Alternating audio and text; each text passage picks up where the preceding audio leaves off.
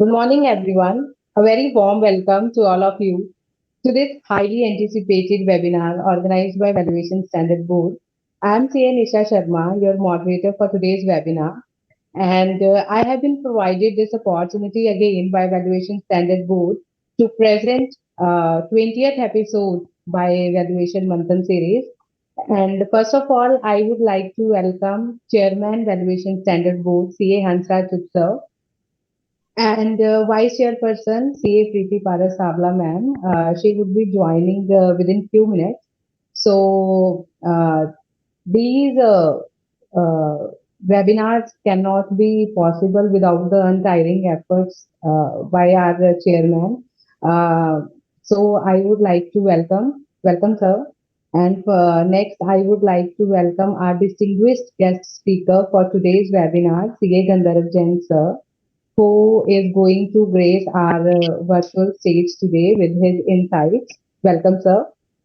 Thank you. So, before we start with the webinar, I would like to request C. Hansa Suk sir to say a few words so that we can proceed with the webinar. Then, over to you, sir. Yeah. Thank you, Nisa. You see, like early morning on Sunday, I can understand how difficult it may be for the participants and the other those who are really in the organizing team and everywhere. But fortunately, our profession has a thrust and somehow the thrust of having get most of the command or maximum command on the knowledge, and where there is a hunger to get best of the knowledge.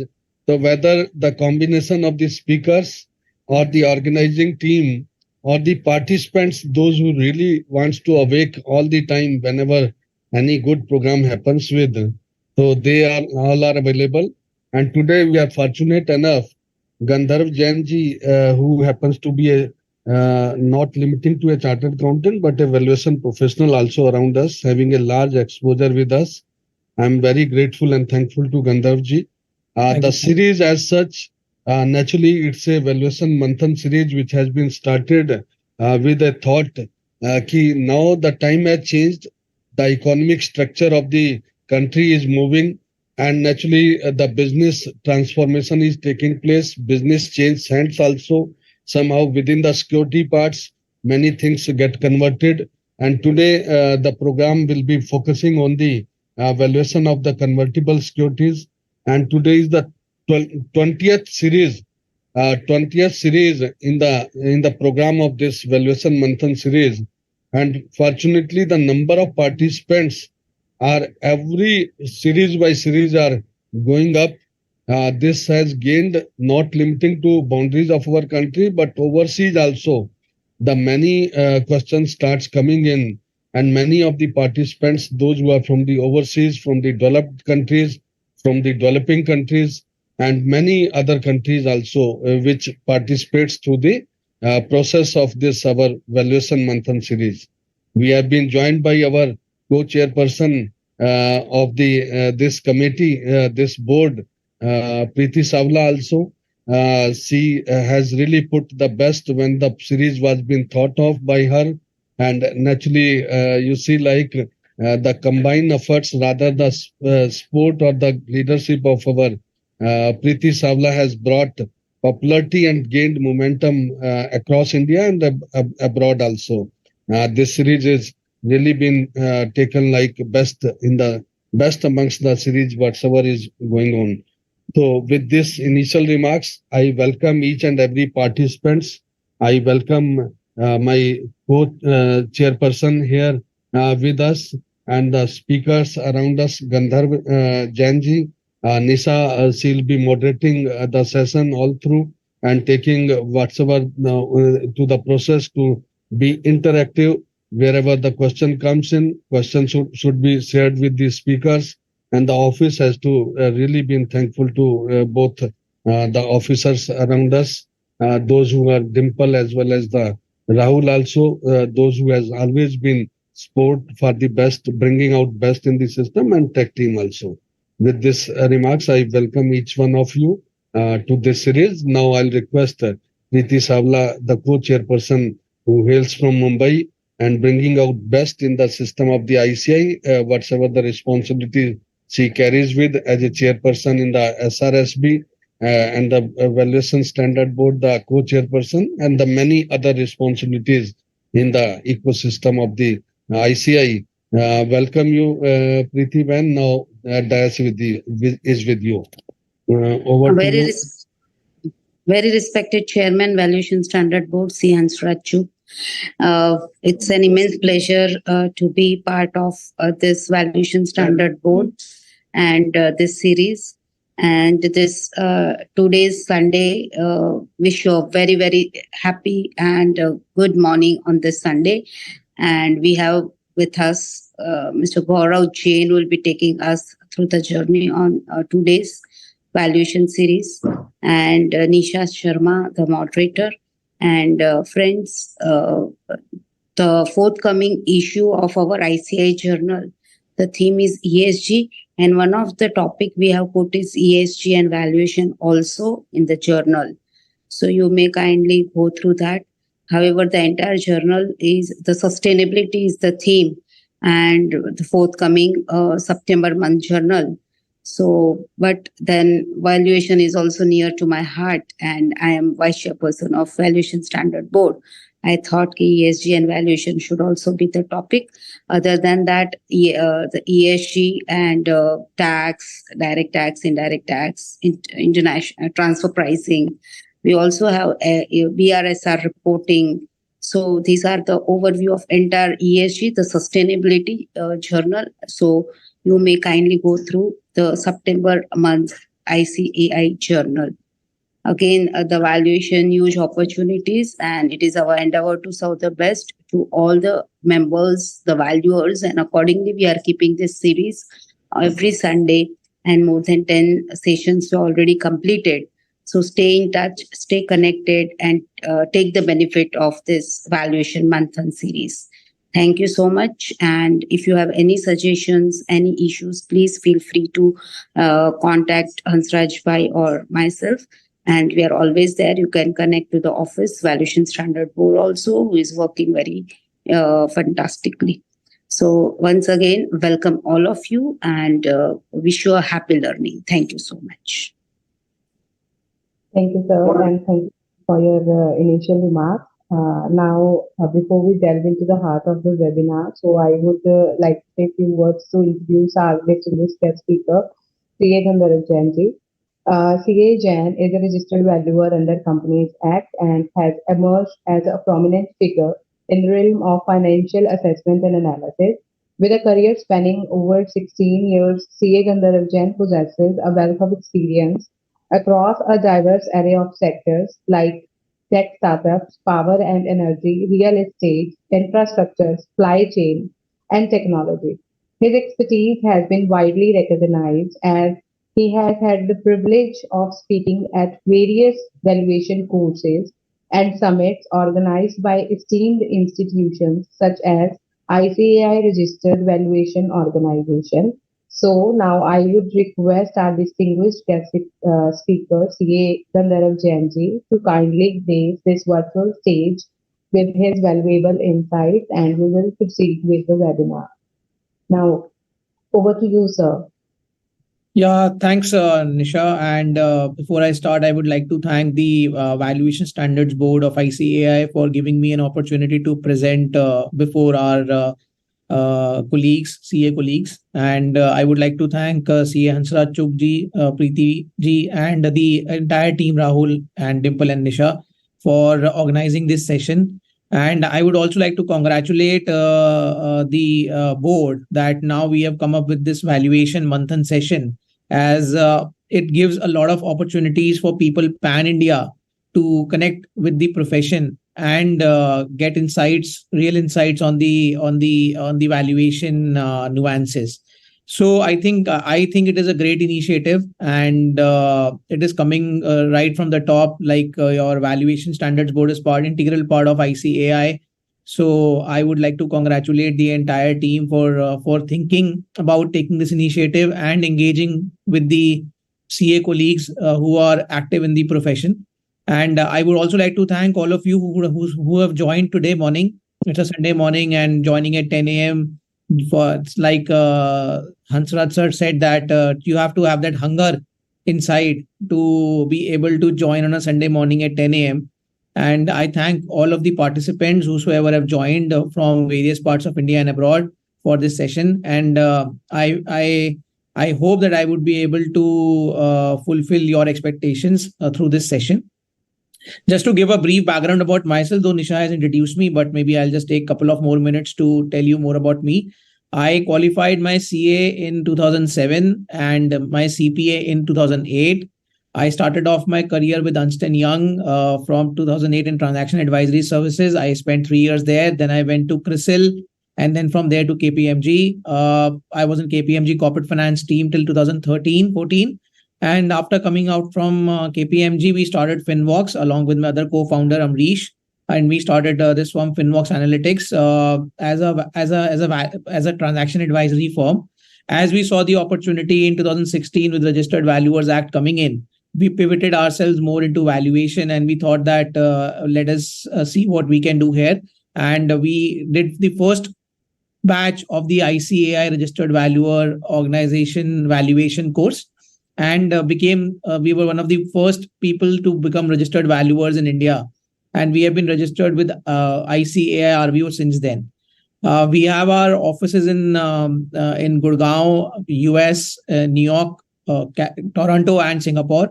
Team about more than 50 people, and today, as I speak to you, our core work involves valuation. So more than 90% of what we do is all valuation, different kinds and types of valuation we do.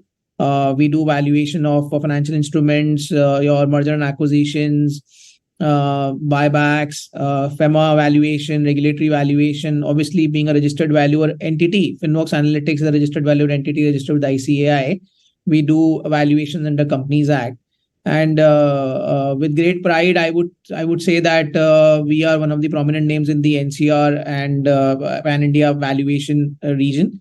And we continue to try to serve people, and always obviously happy to spread the knowledge that we gain through this process. So today's topic, I think, is valuation of convertible securities. And this is very close to my heart because particularly this topic, because generally what is happening in India is that now India is gearing up to become the new investment hub. So when the investments are coming in inside India, it will obviously be a situation where the investors would invest in different types of instruments. Basically, your fully convertible instruments, your optionally convertible instruments, they are becoming the flavor of the season. As we move ahead, we see a lot of these instruments sitting into the balance sheets of the startups and mature companies as well. So the private equity funds, the AIFs, the venture capital funds, whosoever are investing in good companies in India, generally the trend is to invest through these convertibles in securities, right? And being a valuation professional, then it becomes important for us to understand the nuances of convertible securities and how to value the convertible securities. Right. So therefore, I thought that this will be an interesting topic to bring upon in this Valuation Manthan series. And we will be discussing about this today. I would also request all of you to please keep putting up your questions on the chat box, because I have requested the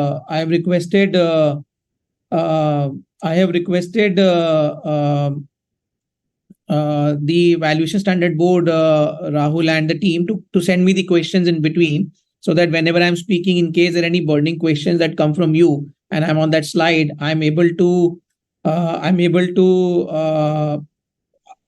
answer that question at the same time. So I'm keeping my phone on and try to see that whatever questions I get from Rahul, I can answer those questions.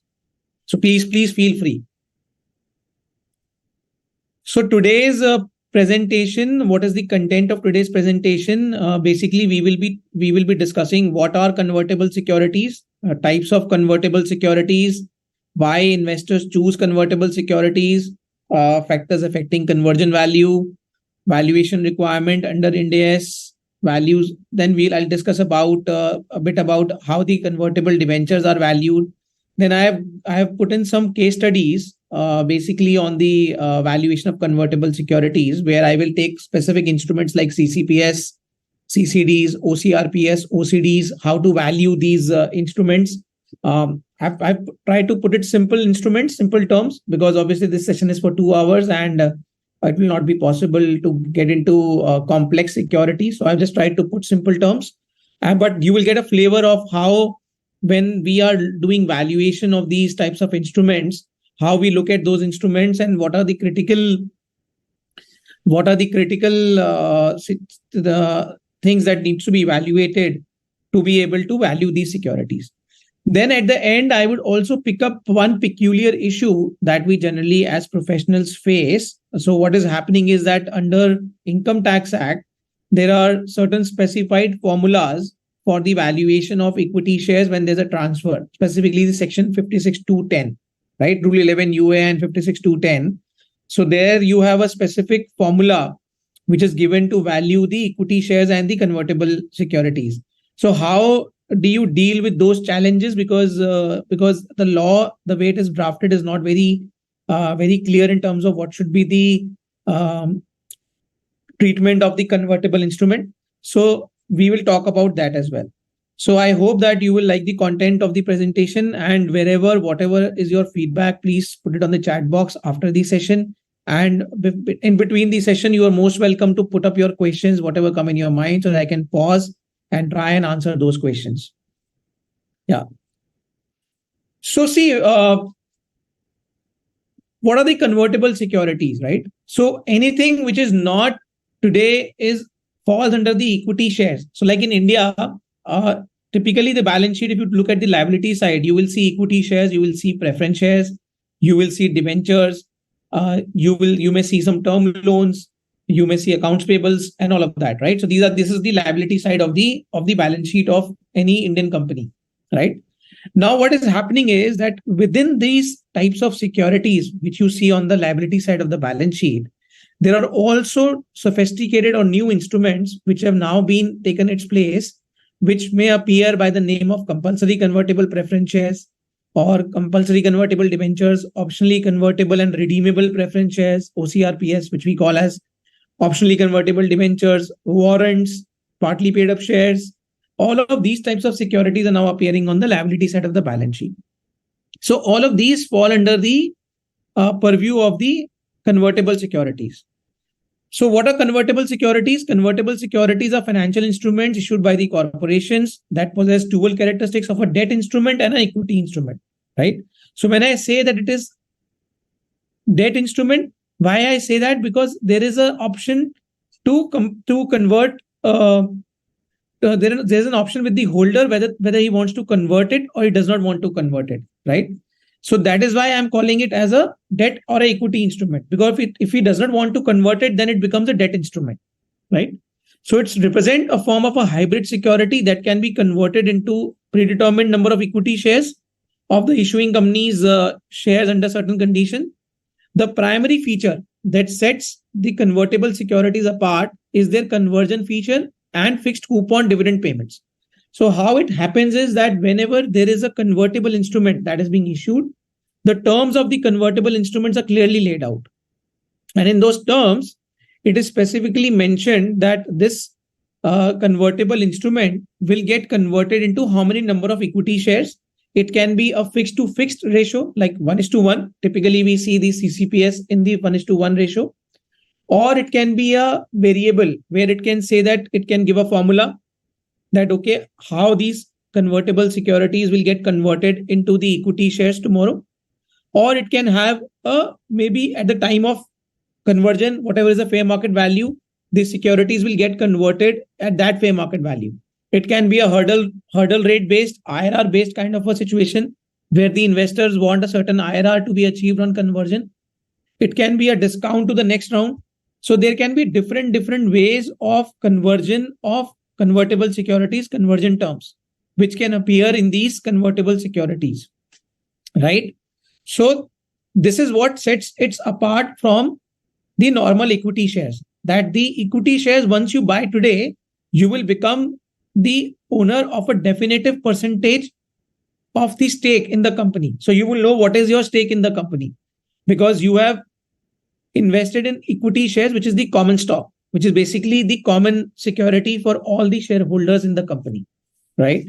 But when you are investing in a convertible security, and specifically in optionally convertible security, you still have an option to convert or not to convert that security into the equity shares. And therefore, it's a hybrid security where you are also a debt holder and you are an equity holder combined, right? So therefore, the conversion feature, which is there in the convertible securities, is the most important piece to evaluate when we are doing the valuation. We need to also understand that the conversion terms, what are the conversion terms? What will be the conversion price? What will be the conversion value? Is there any formula? When you are doing the valuation, you have to be sure that you understand in detail and also talk to your clients and understand from them that what was the objective with which those convertible securities were designed, those instruments were designed. I will also come to that what can be the different types of objectives by which convertible securities are designed. So convertible feature is an option that is included as a part of the debt or a preference share issue and allows its holder to change the security into a stated number of equity shares. Convertibles normally have an accompanying call feature. Call feature means that there is a call option embedded inside the convertible instrument, which gives the right to the holder of the security to convert that security into the equity shares. Now, this call option can be at any time. So supposedly if your instrument is designed for 20 years, so it says that, okay, this instrument is designed for 20 years. There can be an option to convert the instrument voluntarily in between any time within these 20 years. Or if not converted, it may convert mandatorily into equity shares after 20 years. For example, I'm giving you an example, 20 years example. You can keep it for 2 years, 4 years, 10 years, 15 years, whatever is your objective, based on your objective by why you have actually come up with that particular instrument. Any questions you can obviously put on the chat box and I will make sure that I can address that. So what are the different types of convertible securities present in India? Convertible debt, it's an instrument that can be changed into a specific number of equity shares. It is nearly always a debenture and unsecured with a call feature, like your compulsory convertible debentures or optionally convertible debentures, CCDs and OCDs, what we call them in the normal parlance. Convertible preference shares is a convertible instrument that can be changed into, again, number of equity shares. Now here you will have a dividend. It will not be like a debt, and that dividend can be as low as 0.001% for that matter, right? So these are the different types of convertible instruments. And obviously I told you there can be warrants, there can be partly paid up shares. Now let's understand why investors choose the convertible instruments, why they don't straight away invest in the equity shares, right? This question must be coming to your minds whenever you look at any convertible instrument. One question that comes to our mind is that what was the need of choosing a convertible instrument over a normal equity share? Normal equity share would have been simpler. So what was the need of choosing the convertible instrument? So whenever an investor invests in a company, he typically is putting in money that is not available with the founder of the company or the management of the company, right? That is why any investor is putting in money in the company. So that is why they want some superior rights. They want that if I'm investing in a particular company, I should have some superior rights which can benefit me over the common stockholders who are the equity shareholders. The preference shareholders or the convertible security instrument holders typically prefer to have a little bit of upside to them over and above the equity shareholders. So what can be the reasons? Obviously, the first reason is participation in potential stock price appreciation. So if today an investor is investing in a company if today the investor is investing in a company, they would want, and the valuation is say 100 crores for a company, but they feel that the valuation is not 100 crores, it is 80 crores. And the founder feels that the valuation is say 100 crores, right? So there is a gap, a valuation expectation mismatch between the founder or the management of the company and the investor. So to bridge this gap, there can be a formula which can be designed, which can capture the future potential stock price appreciation in the security of that particular instrument, right, of the company. So you can have a formula which will give the investor a right to convert the security at a higher valuation, or sorry, at a lower valuation or at a higher valuation, depends. So therefore, you can put a floor or you can put a cap as your valuation whenever you are designing this instrument. Like I have seen a lot of instruments where there is a formula which is given in the conversion terms, and then it says that the floor is say 80 and the cap is 120, right? So though the person is investing the money today, but the conversion will happen at what price is variable and is dependent upon the event which will happen tomorrow, right? Second is there are certain investors who want some regular interest or dividend payments. So if you invest in an equity share, typically you will get dividend only if company has got profits, and there are certain rules which are given in the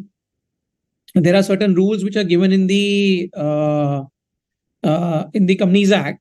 But if you want to still get the interest payments, or you want to get the dividend payments, you can get into these convertible instruments which are not equity shares, and they will give you a right to get the dividends or the interest. They can have a fixed coupon like your 13%, 12%, 10%, or your dividend payments if it's a preference share, a regular cash flow stream that will automatically come to you, and you will also have a right, an option to convert that into equity share at a later date when you feel that the company had reached the right valuation at the right stage. As I told you, you can put a floor in your instruments, so it offers a downside protection, that even if the company tomorrow does not doing well, and supposedly you invested today at a valuation which was giving you a percentage interest of say 20%, but because of that conversion feature and the conversion formula, your interest can also go up to 51% tomorrow. So supposedly if today you are investing in a company which supposedly has got a valuation of say 100 crores, right? And you put a formula in it that, okay, tomorrow my formula will work like that it will be dependent upon some future events.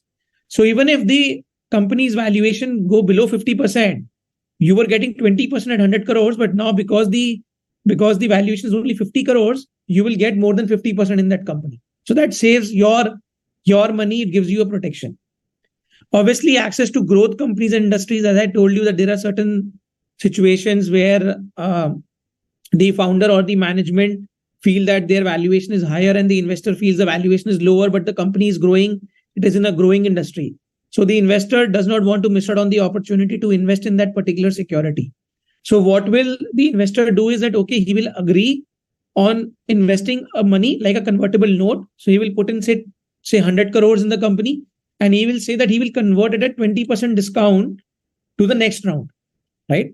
So this gives him an opportunity to bridge that valuation gap, which is coming in between the management of the company and the investor. And it gives an opportunity to also participate in the company's growth. Just give me a minute.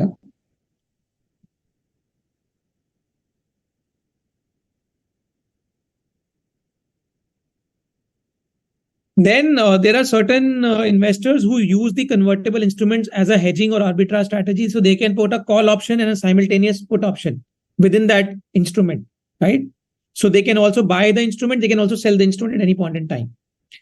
Then the most important piece, which I want to bring to your notice, and I think this is something which a lot of people are not aware about, or they are aware about, but they don't know how to resolve this or solve this, is liquidation preference.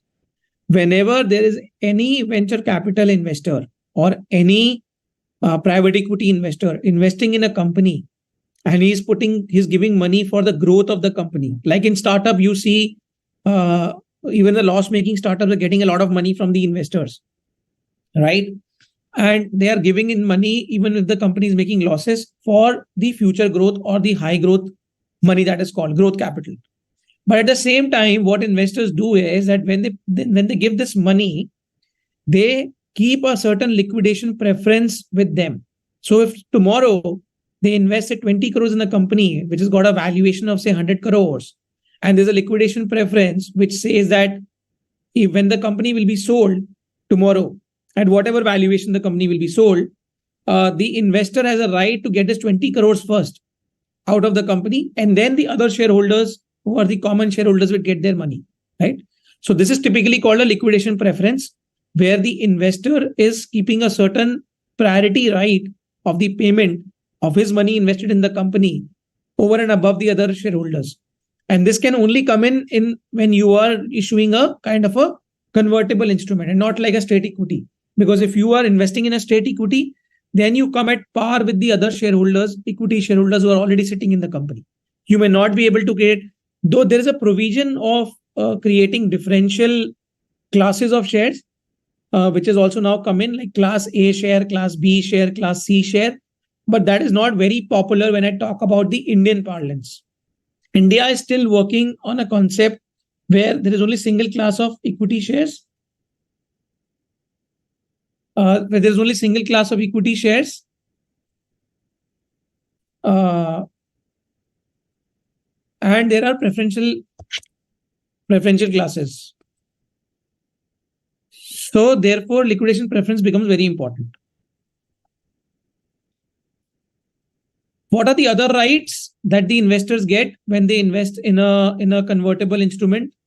These are the certain rights which the investor gets. They get exit rights. So typically, if you see the shareholder agreement of any particular investor who's investing in the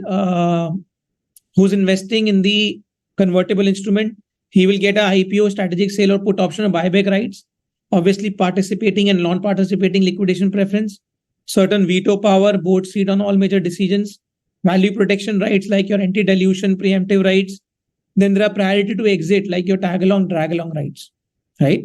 And as a valuer, see what is happening is that in India, typically what is happening is that when we are valuing a CCPS, and it is a 1:1 conversion ratio CCPS, typically we are not looking at all of these rights. We are not giving consideration to liquidation preference or tag-along, drag-along or anti-dilution. What we do is that when we are computing the valuation on a fully diluted basis, we typically do 1:1. So whatever is the value of the equity shares, we take that as a value of the preference shares and we say that, okay, this is the value of the preference shares. But when you go beyond, you see that there are a lot of rights, superior rights that this preference shareholder was carrying, which has not been taken into consideration or factored into our valuation, right? So I've got a question from one of the participants. It says that in case of conversion of CCPS at floor or cap, should issue of CCPS for FEMA purpose be valued using Monte Carlo simulation on the basis of maximum conversion ratio? Very good question. I think, again, so coming on the same thing. Typically what is happening in India is that we are not even considering floor, cap and other things. But yeah, if there is a floor or a cap and the conversion formula is variable, if you are doing valuation solely for the FEMA purposes, or even if you are doing it for income tax purposes or Companies Act purposes, because in income tax, it says that valuation of the convertible securities or securities other than the equity shares can be done at a price which it will fetch in the open market.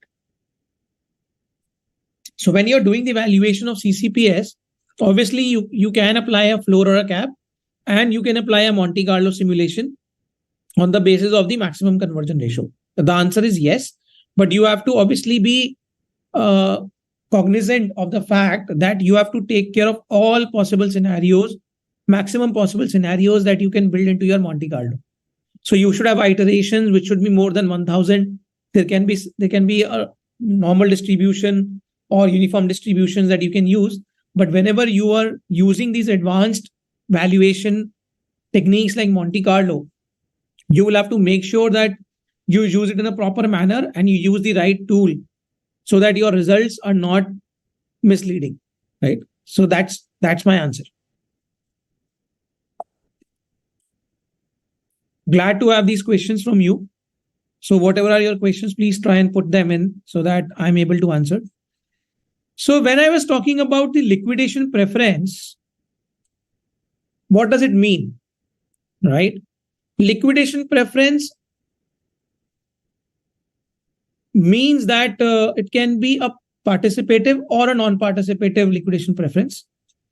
It gives the company's investors or the preference stockholders to receive their investment back first in case the company liquidates, right?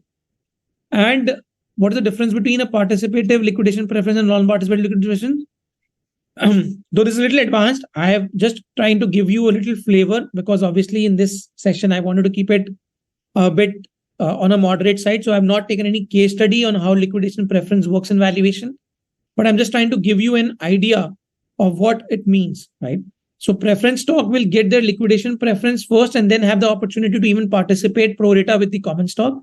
Non-participating means that it's just the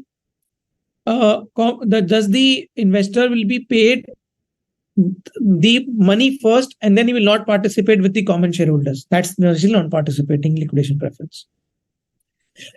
What is the general impact of the liquidation preference?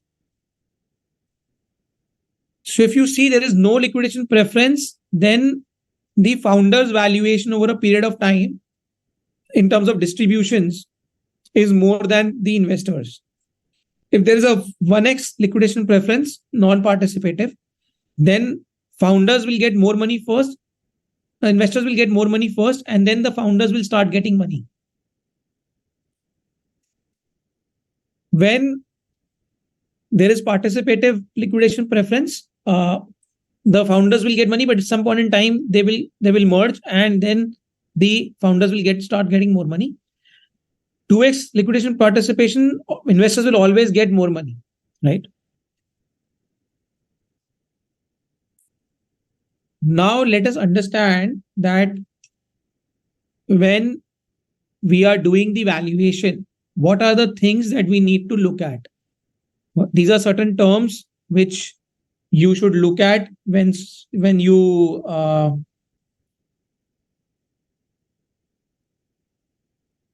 just give me a minute.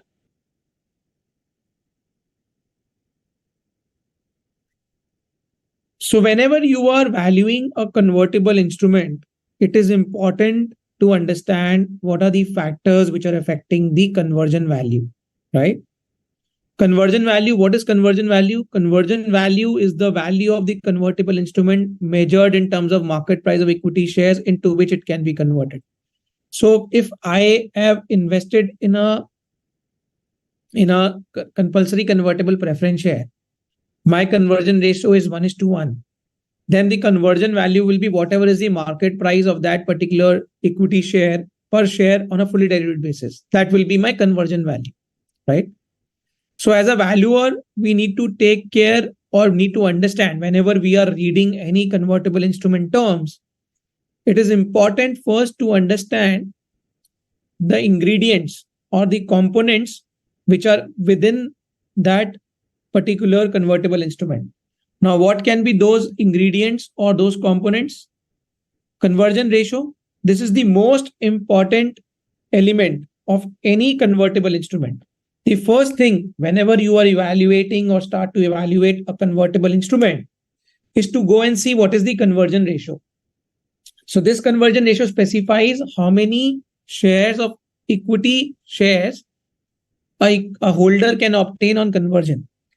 As I told you, this conversion ratio can be fixed to fixed, it can be fixed to variable, it can move with have a cap or a floor, it can be on a IRR based conversion ratio, it can be a hurdle rate that an investor wants to achieve, it can be any formula, a commercial formula or a commercial agreement which has been agreed between the investor and the company, and they translate it into this conversion ratio, right? So whatever is the commercial understanding basis which the investment is happening in the company.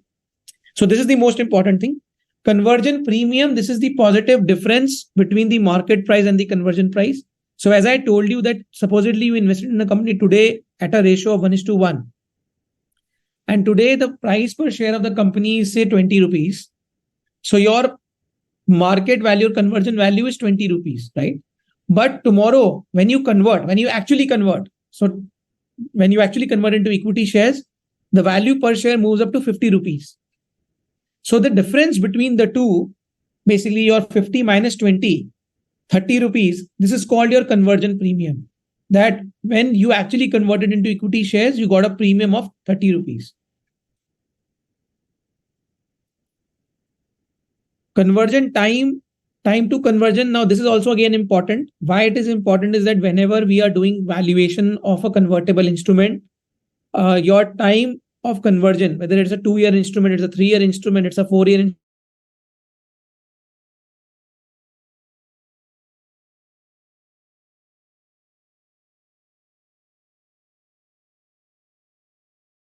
solve your optionality in any convertible instrument. At that point in time, it becomes important that you take into account this conversion time, because that will become your primary input into your valuation model. I will show you how once we move ahead. I have kept some case studies wherein if we change the time to maturity, how the value will change. You will yourself look at it. Before I move ahead, there are certain questions that I have. I would like to take these. So the question is, a company is issuing a CCPS with minimal dividend rate with base conversion ratio of 0.75 equity shares. That is, one CCPS would convert into 0.75 equity shares. Conversion ratio would reduce. That is, conversion ratio will change or range between 0.2 to 0.4 in case of investor achieving a predetermined IRR. In such a case, how do we value CCPS given the conversion ratio would vary as per the achievement of IRR, which is futuristic and indeterminate today? Okay.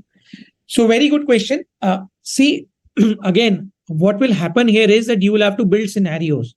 Any valuation where the conversion ratio is variable, like in this case, the conversion ratio that you told me, it's a variable conversion ratio, which will change over a period of time. Today it is 1:1. Tomorrow it will be 0.2, 0.4, depending upon the hurdle rate that the investor keeps on achieving, right?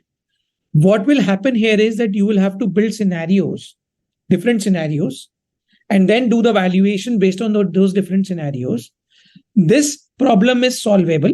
You will have to either apply a binomial model, right, where you have to keep putting up the probabilities of conversion. I will show you one case scenario. I will show you as I move ahead. Or you will have to apply Monte Carlo, where you will have to put all of these inputs into your simulation and you will get different results and a probability of each of those results, and that is how you will value. So understand the concept, right? Because this is a very short session, I will not be able to take practically how this will get solved, but I can answer it conceptually that any conversion ratio which is not determinate today, which is indeterminate or futuristic, it means that it depends upon the future value of the company, how the valuation of the company will move in future. Now, how the valuation of the company will move in future is something that we cannot predict, right? So to solve this, first you have to come up with different scenarios under which the company can be, the valuation of the company can move, right? So the valuation of the company can move up, the valuation of the company can move down. But how do you predict it, right? That whether the valuation of the company will move up or the valuation of the company will move down. So to do this, there are valuation tools like binomial, where you get the probability of up, probability of down. I will show you a case study once we move ahead.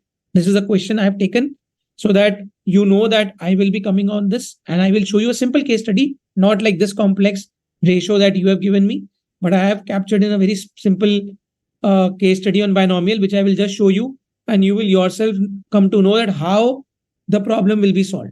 But the answer is that we can solve this, and there are specific valuation techniques, option pricing models like binomial and Monte Carlo that you can use to solve this problem. Next question is, a few companies in India issued equity shares without the voting right.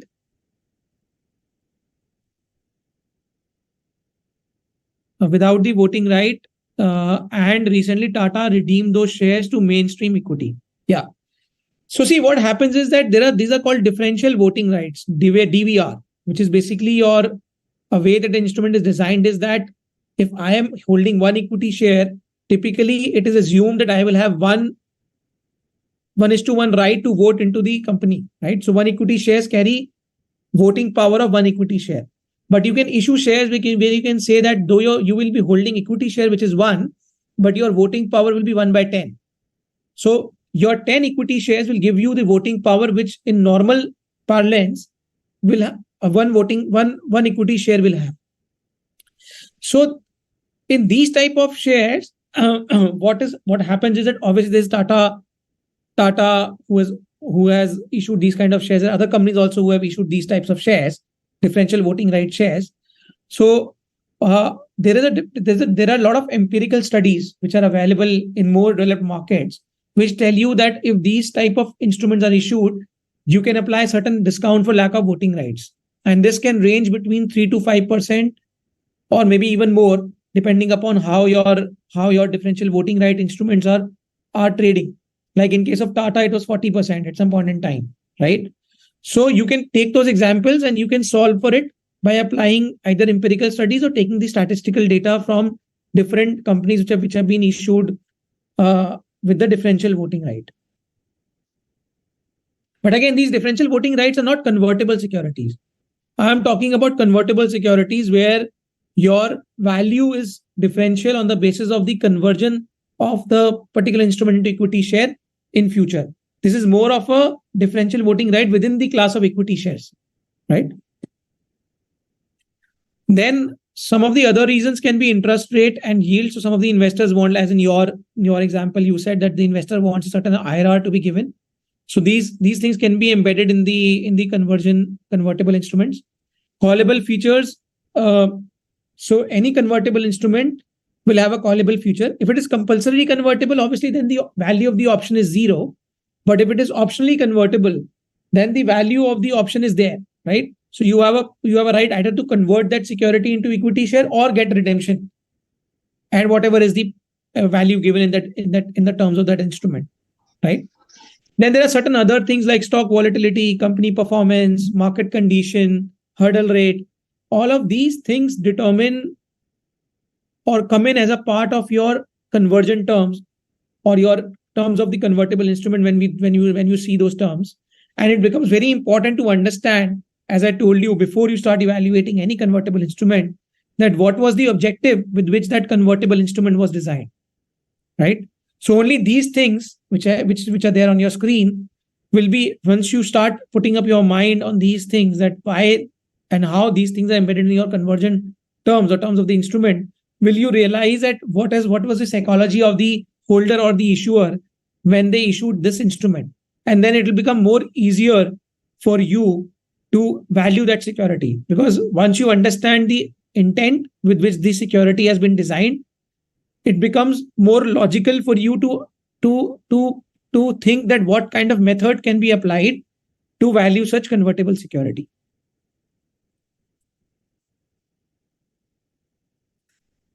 What are the different types of securities? I've already explained a bit about this. It can be a compulsory convertible preference share, and whatever securities I am listing down here, out of these I've taken most of them as a case study also once I move ahead in my presentation.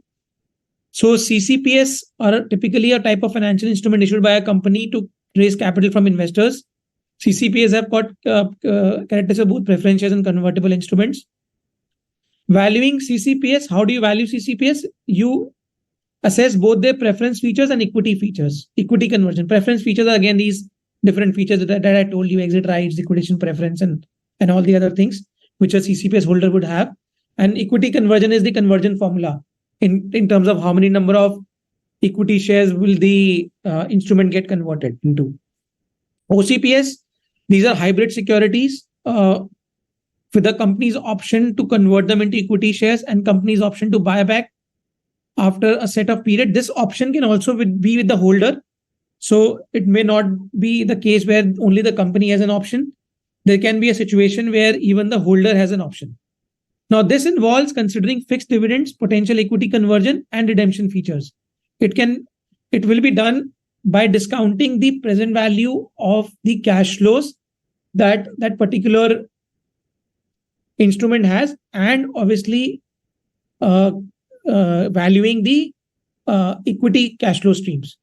Compulsory convertible debentures. Can anybody tell me what is the difference between a CCPS and a CCD?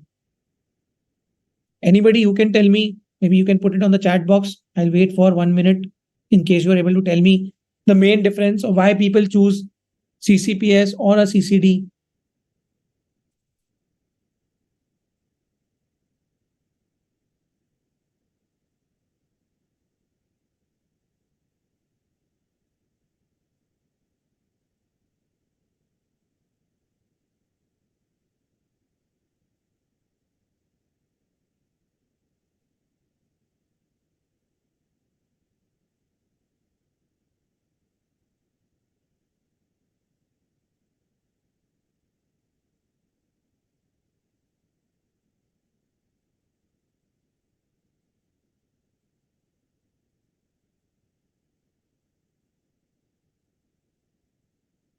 So the difference between CCD and CCPS is that whatever interest that you are giving on a CCD is typically tax deductible for the company, right? CCPS generally will not be able to give you interest or coupon. CCD will be able to give you only dividend. And when this dividend is given, it is after tax cash flows. So once your tax is computed after that tax from the PAT, profit after tax, only you can give your dividend. But your interest can be given from the EBITDA or the pre-operating, pre-tax cash flows. So therefore, for the company, it becomes more easy to claim a deduction on the interest that is being paid on a compulsory convertible debenture rather than on a dividend which is paid on a compulsory convertible preference shares. So therefore, some of the companies prefer, who are not bothered about the debt nature of the debenture hitting on their balance sheet, they typically prefer to issue CCDs instead of CCPS. Right? So these are the difference between. Now, how do you value CCDs? Again, you will assess the terms and determine the fair conversion ratio using methods like DCF and market analysis. Your optionally convertible debentures, you will value the dividend or the debt component separately, option component separately, and that is how you will value your OCDs, right? Then there can be some other instruments like these are some of the sophisticated instruments which are typically not used in India but used abroad. I've just tried to put them in here so that you guys know. So some of you have answered my question saying that coupon is the difference between the two instruments. You are right. So, but still the CCPS can also have dividend, which is equivalent to the coupon. But again, coupon is tax deductible, dividend is not tax deductible. Now, these are certain securities which are there in most of the developed markets, or even now today, the venture debt funds, or the people who do not want to immediately get into the equity, but want to have a rider or a flavor of the equity. Tomorrow, if the company starts doing well, they want to start participating in the equity upside that the company will carry. Those people get into these type of instruments where they issue convertible promissory notes, which are in today's parlance a debt, but tomorrow it can be converted into equity. So assume you have taken a term loan from a bank, but that term loan carries a feature that it gives an option to the bank, which is the holder of that term loan, to convert his term loan that is given to the company into the equity shares of the company and start participating in the equity upside. So debt instruments that can be converted into equity, convert the equity converted into equity of the borrowing at a future date and valuation. Here you will again calculate the convertible portion as the equity, assess non-convertible portion as debt or preference shares, combine both the values, and whatever will be the total worth of these two components, debt and equity, will become your value of the instrument. Then there are instruments like SAFE. This is again a sophisticated instrument, simple agreement for future equity. Again, this agreement, what it says is that today I'm giving you money where I'm not prescribing any valuation to this money. The investor invests money in a target company and he says that I have given you supposedly 100 crores and this 100 crores will convert at a discount to your next round's valuation. So today, you don't know the value. You are not putting in money because of the valuation of the company which it carries today. You are sure that tomorrow there will be an investor, a bigger investor, which will come in and will put in more money in the company at a higher valuation. So at whatever valuation at that point in time that investor will put in money, you want to come in at a discount to that value into the company. This is basically called your simple agreement for future equity, where you put in money today without ascribing any valuation, but you have got a clause saying that, okay, there will be a discount given to you on the next round's valuation.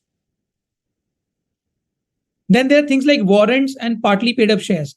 Now, in today's times, what is happening here is that in India also, a lot of venture debt funds have come in, like Trifecta. There are many other, even we were only hearing about the venture capital funds, but there are also venture debt funds who have now come into India and they are putting in the money in the company. So what they do is that supposedly they want to invest it 10 crores in a company. They will invest 9.5 crores as a debt where they will have fixed coupon or fixed IRR, but that 0.5 crores they will put in the form of a warrant or a partly paid up share. Where today, what happens is that that particular 0.5 crores that they've invested in the form of a warrant or a partly paid up share gives them a right to participate as an equity shareholder of the company in future at a predetermined price. So they will lock the price today. They will say that, okay, I will invest the price. Supposedly the fair market value of the company is 100 rupees per equity share. They will give 10 rupees today and they will say that I will invest this 90 rupees at a valuation of 100 rupees only, but after 3 years or after 4 years. I don't want to give this full 100 rupees today and become a shareholder. So by giving 10 rupees, I am becoming a warrant holder or a partly paid up shareholder with a right to exercise this option of investing in the company in future by investing 90 rupees, which will be the exercise price in this case, right? So therefore, these type of instruments are also becoming very prevalent and common where people are investing money as a warrant shareholder. Now, again, here what we do is that we value these instruments as a right, like the way that you value employee stock option, ESOP. I think most of you would be knowing about ESOPs, where you value the call option, which is there with the employee, where he can exercise his ESOP and get it converted into equity shares after it is being vested. In a similar way, the warrant, you have to look at the warrant as a partly convertible or convertible instrument, where the warrant holder or the partly paid up shareholder carries a right to become an equity shareholder of a company at a predetermined exercise price. So we apply Black-Scholes model. I will show you through a case study. We apply a Black-Scholes model and we value this warrant or a partly paid up share. I have got one question. It says a company issued CCDs on a terms that said CCDs will be converted into equity. So the company at the option of the holder at any time after 18 months from the date of allotment till the date of life. Conversion price of CCD, fair value equity share time of conversion on 20th month from the date of the allotment holder. See, you have given me a case study which will need a conversation. I cannot take it in this session. This is a specific case study. Maybe any of your clients or somebody will be facing this issue. I can take this up practically one-on-one after the session ends. But again, what will happen is that you will have to apply an option pricing model, a binomial, maybe or Black-Scholes. I don't know. I will have to read the terms in detail to solve for this conversion, which is happening after 18 months, right?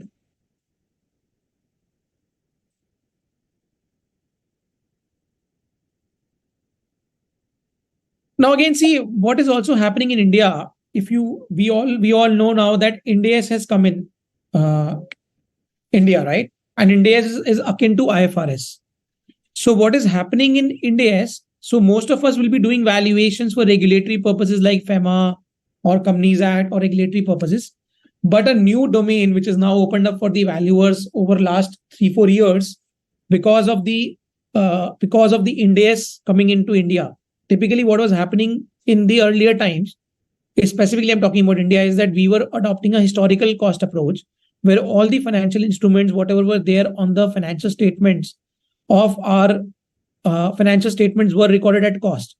We were not doing a fair valuation, which is typically required under Ind AS 113 on our balance sheet, and we were not fair valuing any of the instrument, neither on the liability side, neither on the asset side, right? But now what is with the Ind AS coming in, what has happened is that you need to determine if there's supposedly a optionally convertible preference share sitting on your liability side of the balance sheet, so you are the issuer of this instrument, you have to determine as part of your financial reporting what is the equity component, what is the debt component, and what is the derivative component of this instrument. I think most of us chartered accountants who are there in this session, if they are auditors also, they would know that in a company which has issued these types of instruments, they will have to classify the equity, debt, and derivative component of these instruments into the balance sheet. So therefore, it becomes very important to understand that whether the instrument carries a fixed to fixed conversion ratio or a fixed to variable conversion ratio, and what will be the bifurcation of this instrument into different components like your debt, equity, and derivative, right? I hope many of you would be coming across this thing in your daily routine, that these different components need to be segregated, bifurcated, and then recorded on the financial statements. So a fixed to fixed conversion ratio, issuer does not have an obligation to pay cash and the holder is not exposed to any variability. Therefore, it becomes an equity component. And owner and fixed to variable basically becomes a financial liability in your books. So like, for example, I've given example on which instruments there will be a debt and equity component and which instruments there will be a fair value of the only equity component. It's like in case one, TMR Limited issued convertible debentures worth rupees 100 lakhs to SKR Limited. These debentures can be converted into TMR Limited's equity share after 3 years based on the fair value of shares at that time. So this is a pure, basically, you'll have to divide the equity and the debt component of the financial instrument. I'm skipping this, is not very much relevant. Going ahead. Now I have given you enough of the theory or enough of how and why convertible instruments come into picture.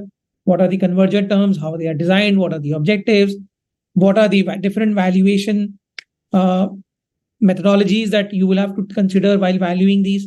Now let's get into the practical side of it.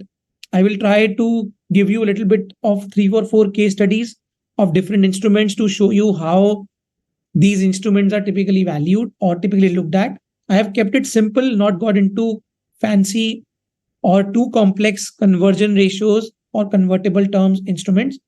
Kept it very simple. I can understand that there can be complexities that can be added, layers of complexities that can be added to these instruments. But again, what I tell you that there's an answer to each problem. In the valuation domain, now we are so advanced that whatever conversion formula or conversion terms you bring across, we will be able to solve it through statistical methods or through mathematical methods or through option techniques or any other techniques, right? Let's understand how a convertible debenture works. Okay. So what is a straight value? The price at which the debenture would sell in the market without the conversion feature. So here I'm talking about a non-convertible debenture. Typically what you call it as a NCD. So the price at which the debenture would sell in the market without the conversion feature, the straight debenture value is typically the floor or the minimum price at which the convertible debenture would be traded, right? So if there's a convertible debenture, even if there is no value attached to the convertible feature in that particular instrument, even then it will at least trade at straight value, which is your value of a non-convertible debenture. Conversion value, again, market price of the convertible debenture when converted into equity shares. Market value, the market value of a convertible debenture is likely to be greater than its straight value or conversion value. The amount at which the market value exceeds is called market premium, which I told you, like if you're investing today at 1:1, the value is 20, it is conversion value. if you will convert tomorrow, value is 50, that is market value. Difference between the two is market premium. So let's take an example. For instance, an investor has subscribed to $1,000 par value 20-year convertible debenture with a coupon of 12%, right? So this is a simple instrument where somebody has invested $1,000 par value 20-year convertible debenture with 12% coupon rate. How will you value this instrument? How would you value this instrument?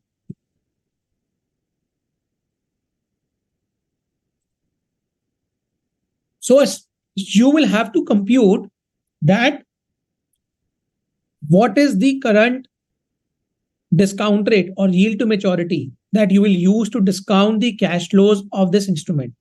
When you are valuing a simple debt instrument, what becomes important is to understand, go into the market and see that a similar instrument with similar risk of the security that the instrument carries, what will be the discount rate? How will you compute the discount rate? In India, there is an option to either use the FIMDA database. It is called FIMDA, FIMDA. You get the different yield to maturities on the basis of the rating of the company. So if the company is rated A or A plus or A minus, there will be different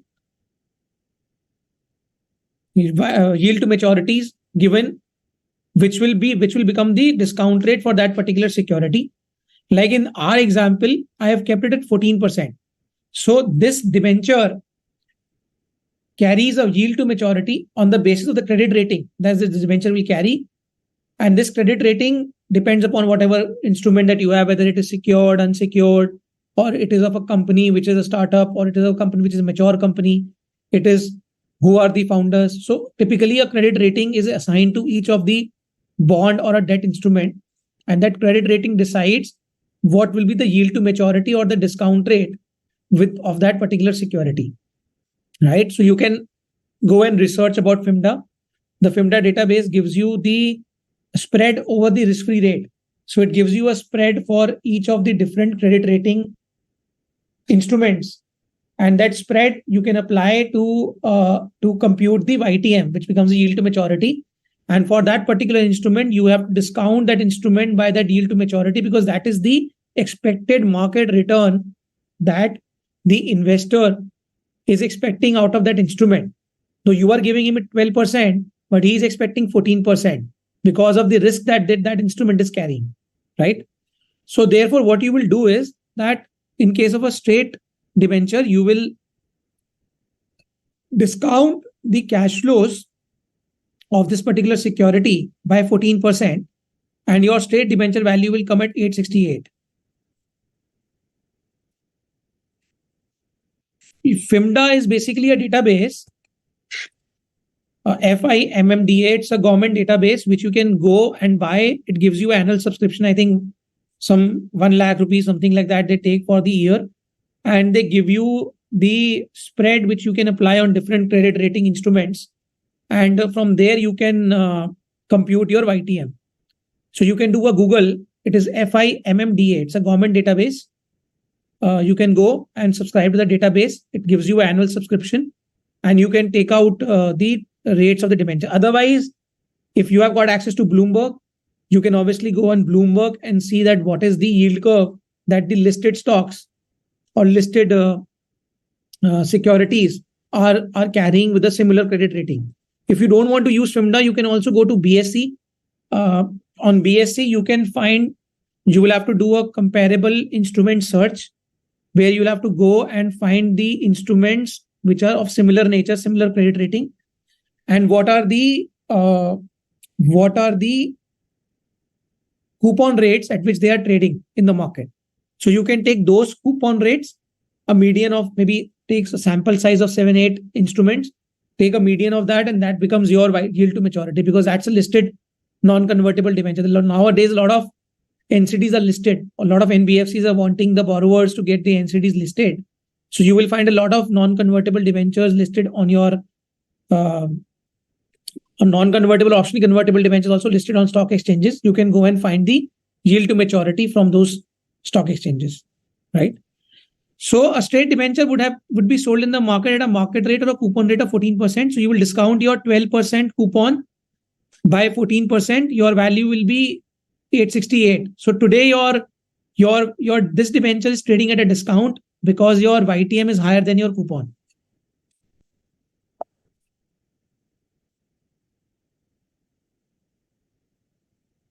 Now refer to your previous example. The debenture is convertible. What I have done is that I have added a convertible feature in this debenture. So your debenture is convertible, can be converted into 20 equity shares because each debenture has 1,000 par value and your convertible value is 50. The conversion values of debenture when the stock prices are selling at different price levels are shown below. If your subject instrument is not rated, then also there is a spread which is given in FIMDA. So the last instrument is triple B plus, for which the spread comes in. If your instrument is not rated, it says that on a triple B plus instrument, you can add another 25% and that becomes your spread. So for a unrated instrument, you can still find a solution or a YTM in FIMDA. So coming back to this example, each debenture can be converted into 20 equity shares. So here we have put this market price of the stock is $10, conversion value $200, conversion price is 100. So how your value will flow?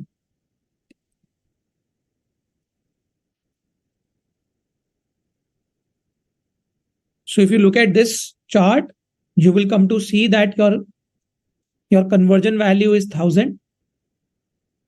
If your YTM is lower than your coupon, if your coupon is say 100, is say 12% and your YTM is 10%, then obviously you have a premium where your debenture will be trading at a premium.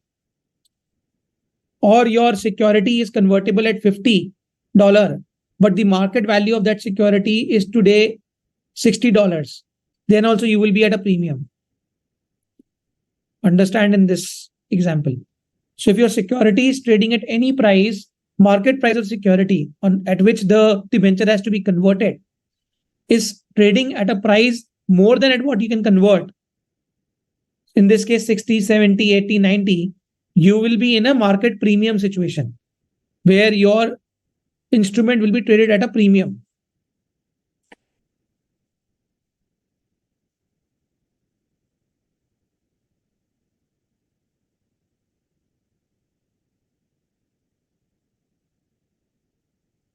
Okay, I hope this is clear to everyone. Now I will take case studies of few instruments on how those instruments are valued and how those instruments are looked at. And I will also do this by way of an Excel. I will try and show you the Excel also. Just a minute. Let me.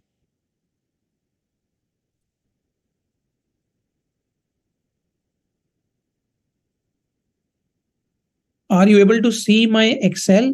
If yes, you can put it on the chat screen and Rahul can tell me.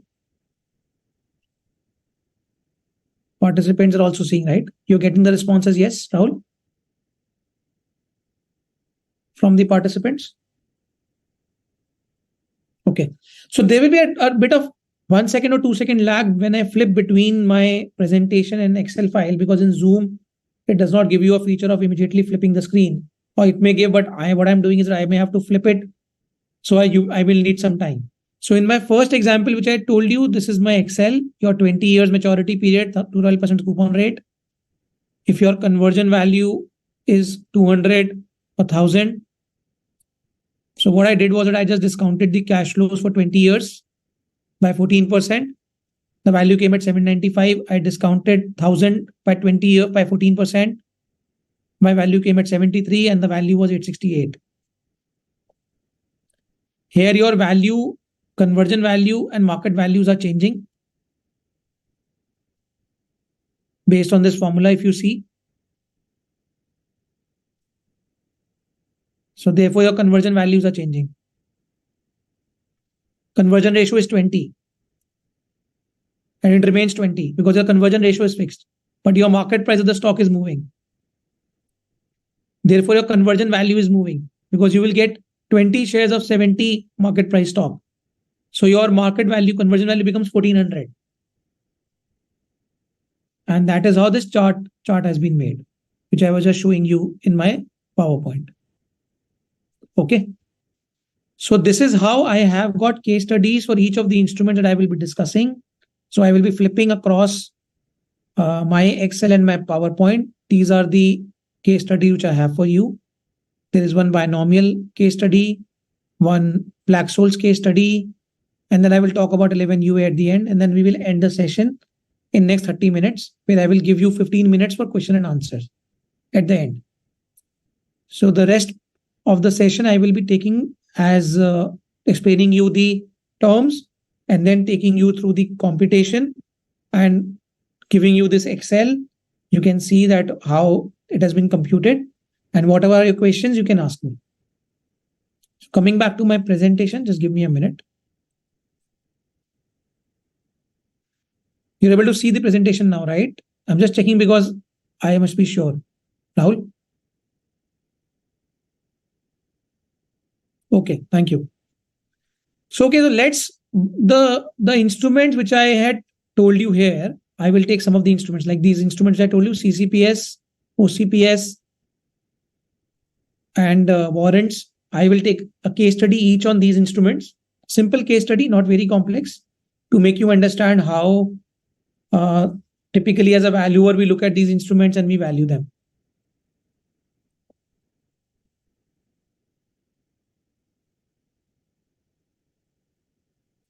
So let's take the most simple instrument, which we typically see as part of our valuation process when we are doing valuation. When we are doing valuation, these CCPS we see. So the features of the CCPS is it shall carry a dividend of rate of 0.01% per annum. 5 years, the instrument is for 1,000 rupees per CCPS. And this is basically a fixed to fixed ratio, right? Where you are getting a conversion ratio, which is fixed, which you know that CCPS are convertible into 100 equity shares per CCPS at the end of the tenure, right? So assuming the per share equity value on a fully diluted basis as a valuation date is INR 12 per share, the fair value of CCPS would be number of equity shares issued on conversion is 100. So derived value will be 100 into 12 per share, 1200. And derived value shall be adjusted with dividend payments for CCPS over the tenure and liquidation preference as per the terms of the CCPS. So it's a very simple 1:1 or maybe 1:100 kind of a conversion ratio, where I have invested at a valuation of today's valuation, right? Or 10 rupees valuation. A 10 rupees valuation in which we have invested in, and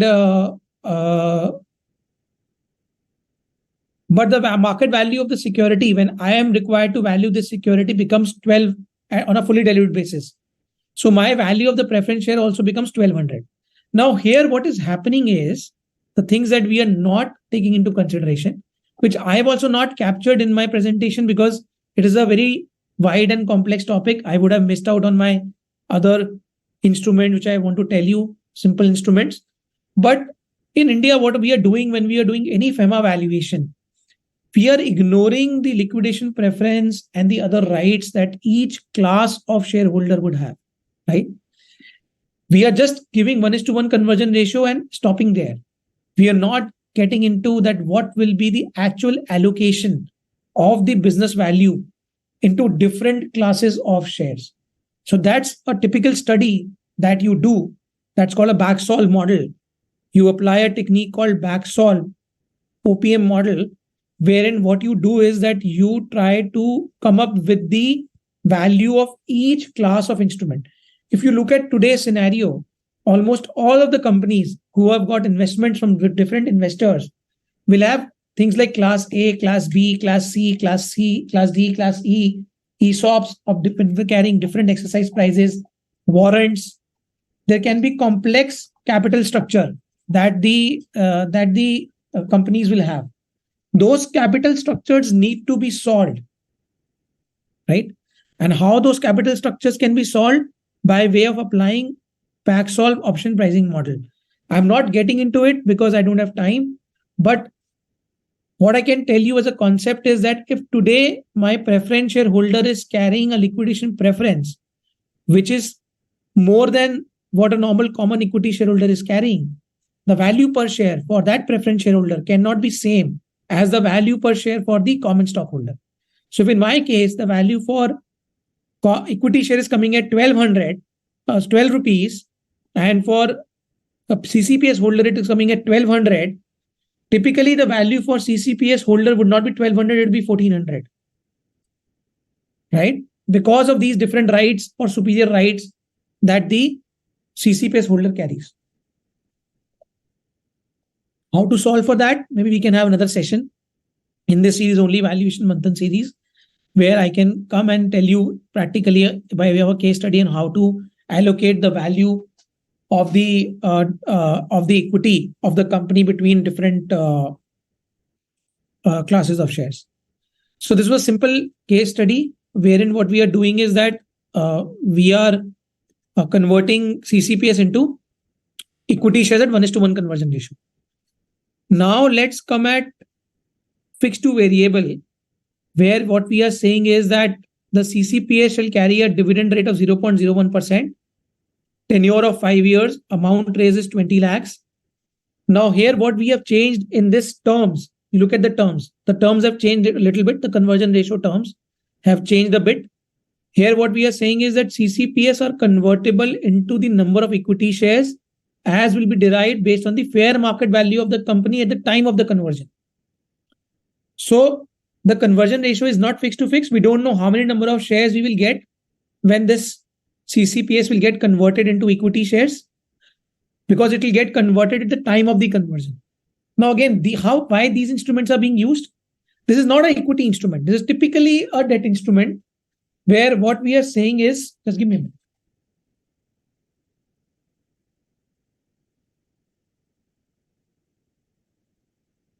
Yeah, so this is typically a debt instrument where there is no equity upside, because in the tenure of these 5 years, the investor is not getting any return. Whatever return he will get is only the 0.01% coupon.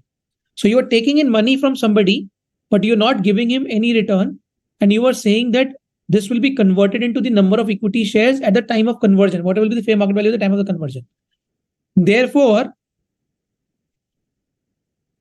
what you will do is, when you would be valuing this instrument, and obviously this instrument will be valued on an as if converted basis. You cannot value this instrument assuming that what will be the value in the future. So on the date that you will be valuing this instrument, you will assume that whatever is the price for the equity share that is prevailing as of that date will become the conversion value. So you will calculate the fully diluted number of shares by doing an iterative calculation, because you don't know that what will be the number of shares. You will apply a dilutive iterative calculation. I will show you how. Just give me a minute.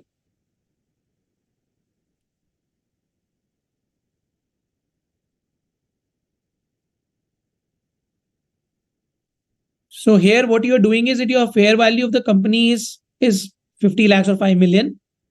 Amount to be raised from CCPS is 2 million. Number of equity shares outstanding is 1 lakh. Fair value of the company remains, because pre-money value of the company remains at 5 million. So your equity shares, how will you compute the equity shares? You will do an iterative calculation where you will say that what would be my number of equity shares that I will come at if I divide it after including the amount raised from CCPS. So your value per share will come at 30 rupees. So the only difference between fixed to fixed and fixed to variable in my case study here is that earlier you had 1:1 conversion ratio. Here conversion ratio is variable, and you are computing the fully diluted number of equity shares by applying this formula. Coming back to my presentation. Next instrument.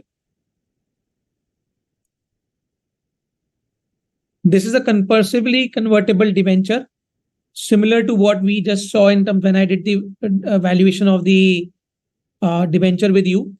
Now here again, this is again fixed to fixed situation of a compulsory convertible debenture, where I'm saying that the CCD will carry a coupon of 2% per annum, tenure of 20 years, face value of 1,000 per CCD.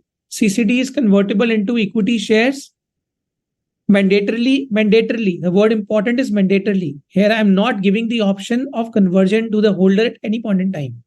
If it would have been at any point in time, then I would have had to apply, because it becomes an American option, I would have to apply a binomial, right? Or an option pricing model to solve this. But what I'm saying is it is mandatorily convertible after the end of 20 years. So here the YTM or the market rate of interest is 5%. And the instrument is issued at 2%. So what will be my value?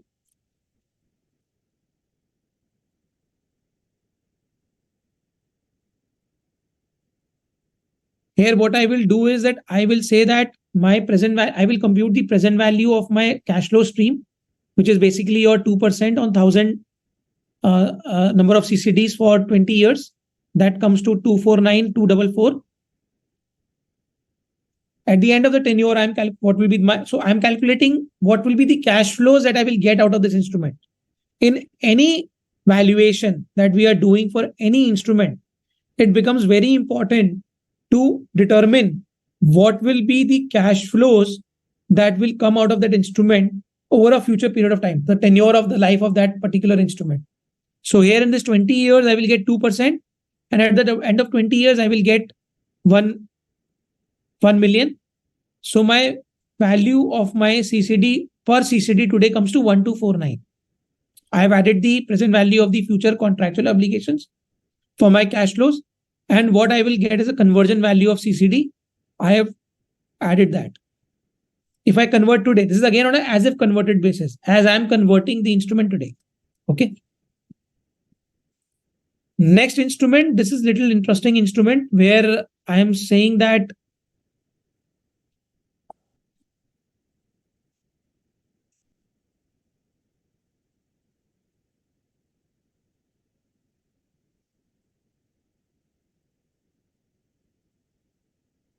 just give me a minute.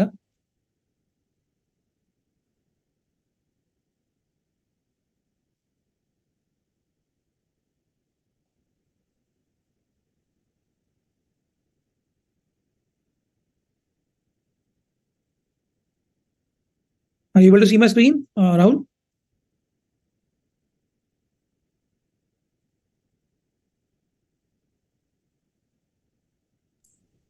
Yes, sir. Okay. Okay. Now in this case study, this is again fixed to variable, where I'm saying that my CCD holder, my terms work like this, that my CCD holder, it will be converted into equity shares at the value at the time of the conversion. Now here again, what I'm doing is I'm calculating the present value of the contractual obligation and principal repayment. Now here I am again discounting the principal value also. In my earlier case, I had not discounted my principal value. In this case, I have discounted my principal value. So my concluded value per CCD comes at 626. In earlier case, it was coming at 1,200 something because I was getting the entire 1 million today. But in this case, my 1 million will come after 20 years and I cannot convert. So the value is coming at 626.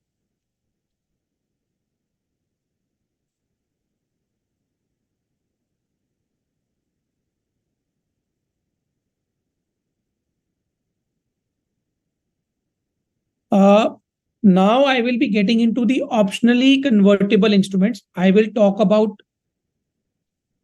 3 optionally convertible instruments. First case study I will take is of OCRPS. Second will be of OCD. And third will be for partly paid up shares. I will spend 5 minutes each on these case studies. I understand that they are little typical. And in normal parlance, when you are doing valuation of these instruments, you will have to spend more time on it. But through these Valuation Manthan series, what we are trying to do is that we're just trying to, and specifically this topic, valuation of convertible securities, it was important first to tell you that why convertible securities are issued and all that. So I spent a little bit of more time there. And to solve for the optionally convertible instruments, obviously you will have to apply the option techniques, which is your Black-Scholes or binomial or Monte Carlo, which obviously are little detailed topics. I will try to explain you in concise way on how you can apply those models, and I will also show you the calculation.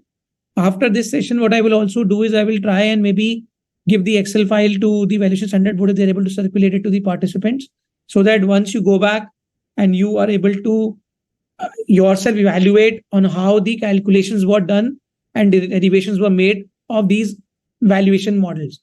So you will be able to know. But conceptually, I will try to explain how these models work and how these are applied practically to the instruments where there's optionality in that particular instrument.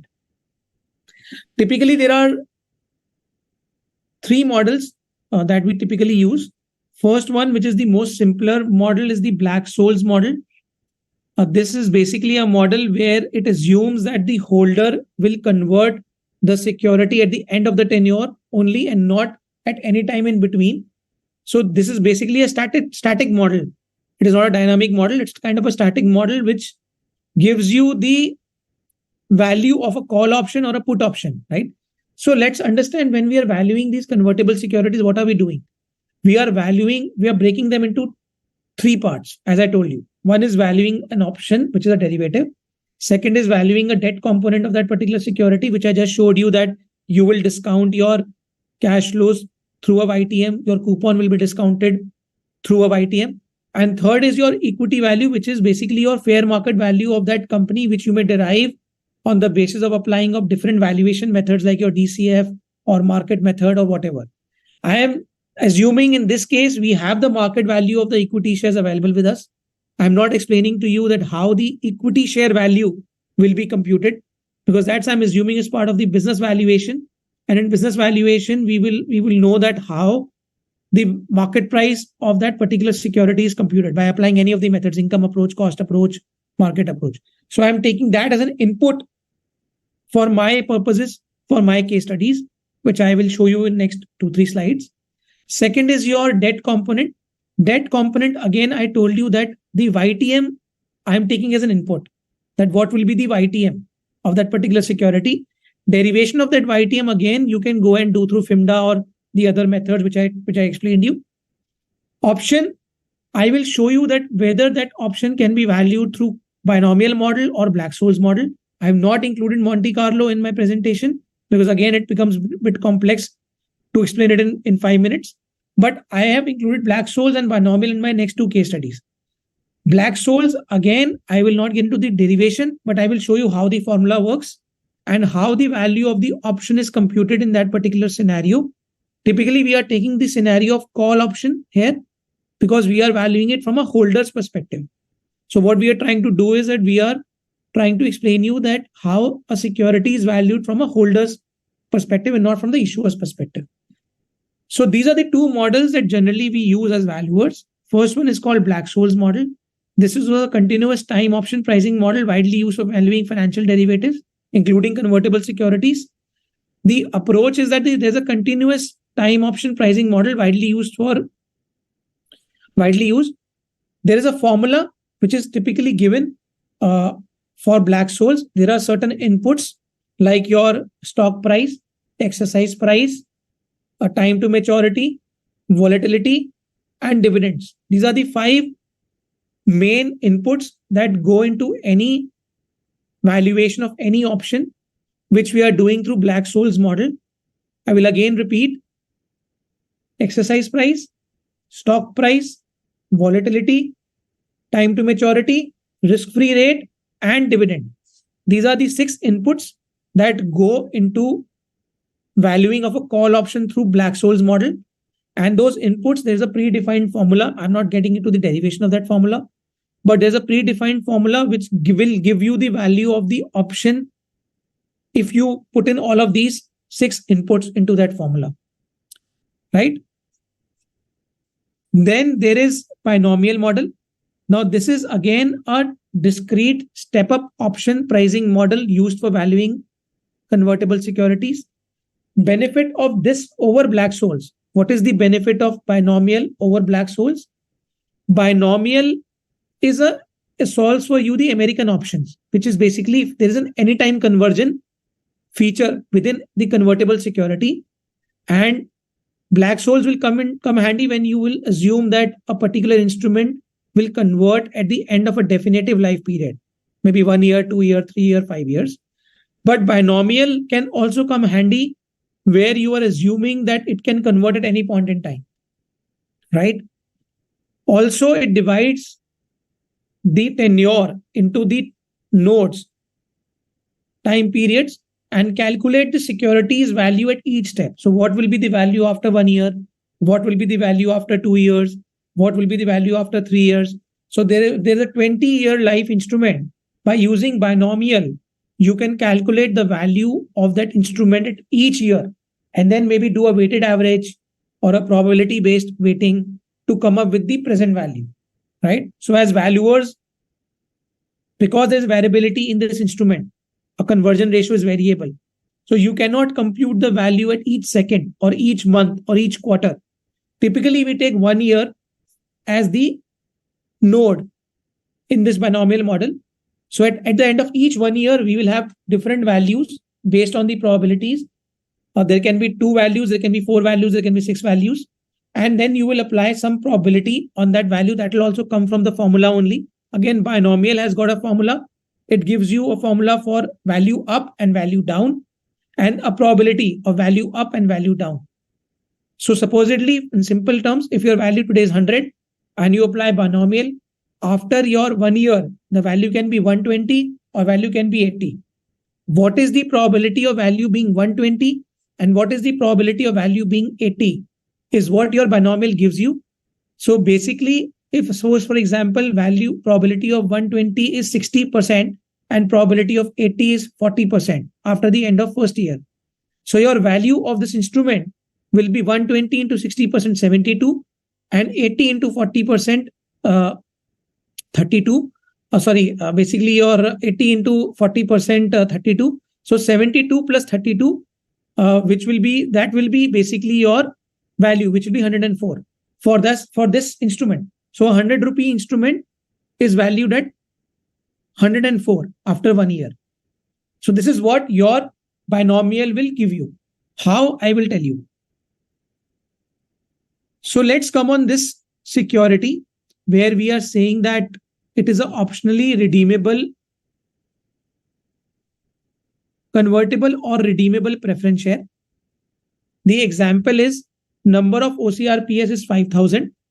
Conversion ratio is 1:1. Issue price. Issue price means the price at which the face value at which the OCRPS is today issued is 100. So basically you are issuing 5,000 OCRPS with an issue price of 100. Conversion ratio is 1:1. OCRPS are convertible at the option of the holder at the end of the tenure, or they are redeemable at par at issue price at the end of the tenure. This is our example. Tenure I've kept 2 years for simplicity purpose. Only 2 years, because if I would have kept 20 years, I would have to extend my binomial or for a longer period of time. I have just kept it at 2 years. One of the inputs that we have today is my fair value of the company as of the valuation date is 100 per share. This is an input in my example. This 100 rupees per share would have been computed by applying market approach or whatever approach that you would have applied. But on the date of the valuation, I have got this as an input that fair market value of the company per share, per equity share is 100 rupees. And total number of outstanding equity shares is 1 lakh, 100,000. This is my input. So all of this is my input. Whatever is you are seeing on your screen, 5,000 number of OCRPS, 1:1 conversion ratio, 100 is my issue price, convertible at the option of the holder at the end of the tenure, and redeemable at par. All of these are my inputs. How would I solve for this? So I have applied a binomial option model in this case, where I will also show it through an Excel. First see it through this table. Number of equity shares was 100,000. Fair market value was 100. Number of OCRPS were 5,000. Conversion ratio 1:1. Issue price is 100. risk-free rate. This is an important, as I told you, for any option pricing model. This is an input which we take. So risk-free rate I have taken as 6.5%. Volatility, this is again another input which we take, and this is a very important input. What is volatility? Basically, volatility is we compute of a comparable companies. So it is very important that you have to compute volatility of comparable companies. The company that you are valuing, you will take out listed companies, public companies, which can be comparable to this company. And you have to compute the volatility of the share price of those comparable companies. You can take a median volatility of those share price of those companies as your volatility. Again, in my example, this is an input. I'm not getting into how volatility is computed, but I'm assuming that you all know how volatility is computed. When it's basically a standard deviation formula where you compute that what is the correlation between the price of the index and price of the security, and that is how you then compute volatility of your stock price. But in my example, I'm taking it as an input. Time node is 1 year. So I will compute the value after 1 year and after 2 years. And this is coming from my formula, binomial formula. So this is basically your up value, down value, probability of up and probability of down, right? So my OCRPS, because I don't know that what will be the value of my equity shares in future, I have to calculate the value of my option or fair value of the OCRPS by applying an option pricing model, which will give me the fair value of my option today or the instrument today. In this case, I'm valuing the entire instrument today by giving me that what can be the value, up value, what can be the down value, what will be the probability of the up value and the down value. So I apply. So in my case, in this example, after 2 years, there can be 3 scenarios. My value can be 272. My value can be 100. My value can be 37. And what is the probability of these 3 values? I have got from my binomial formula. For 272, it can be 19.53%. For 100, it will be 49.33%. And for 37, it will be 31.14%. I will multiply this by my payoff. Now, why I'm putting payoff here? If you look at payoff, this is very important. Now understand, this is an optionally convertible or redeemable at par option, right? So what will happen here is that if as a holder, if my value is 100 or below 100, I will not convert at a value which is below 100. I will take a redemption after 2 years, right? So therefore, my value, I have kept the payoff as 100. So any rational investor in my third scenario where my value of the instrument is coming at 37 or my value of the equity share is coming at 37, the investor will not convert at 37. He will say that, let me take my 100 rupees back at the end of the tenure. Therefore, my payoff in my third scenario where my value is coming at 37 is coming as 100, because you have an option to either redeem or convert after 2 years. It is not an obligation on you to convert mandatorily. So I have applied my payoff by my probability, and my value is 133.57 after 2 years, and I've discounted it back to the present value by applying a discount factor of 0.88 by a risk-free rate. Why I'm applying a risk-free rate for discounting this instrument? Because I've assumed that my volatility takes care of my equity upside or optionality. So this is how I will compute the value of my optionally convertible preference share, where the value will come at 117.28. I will show this to you through an Excel also. Just give me a minute.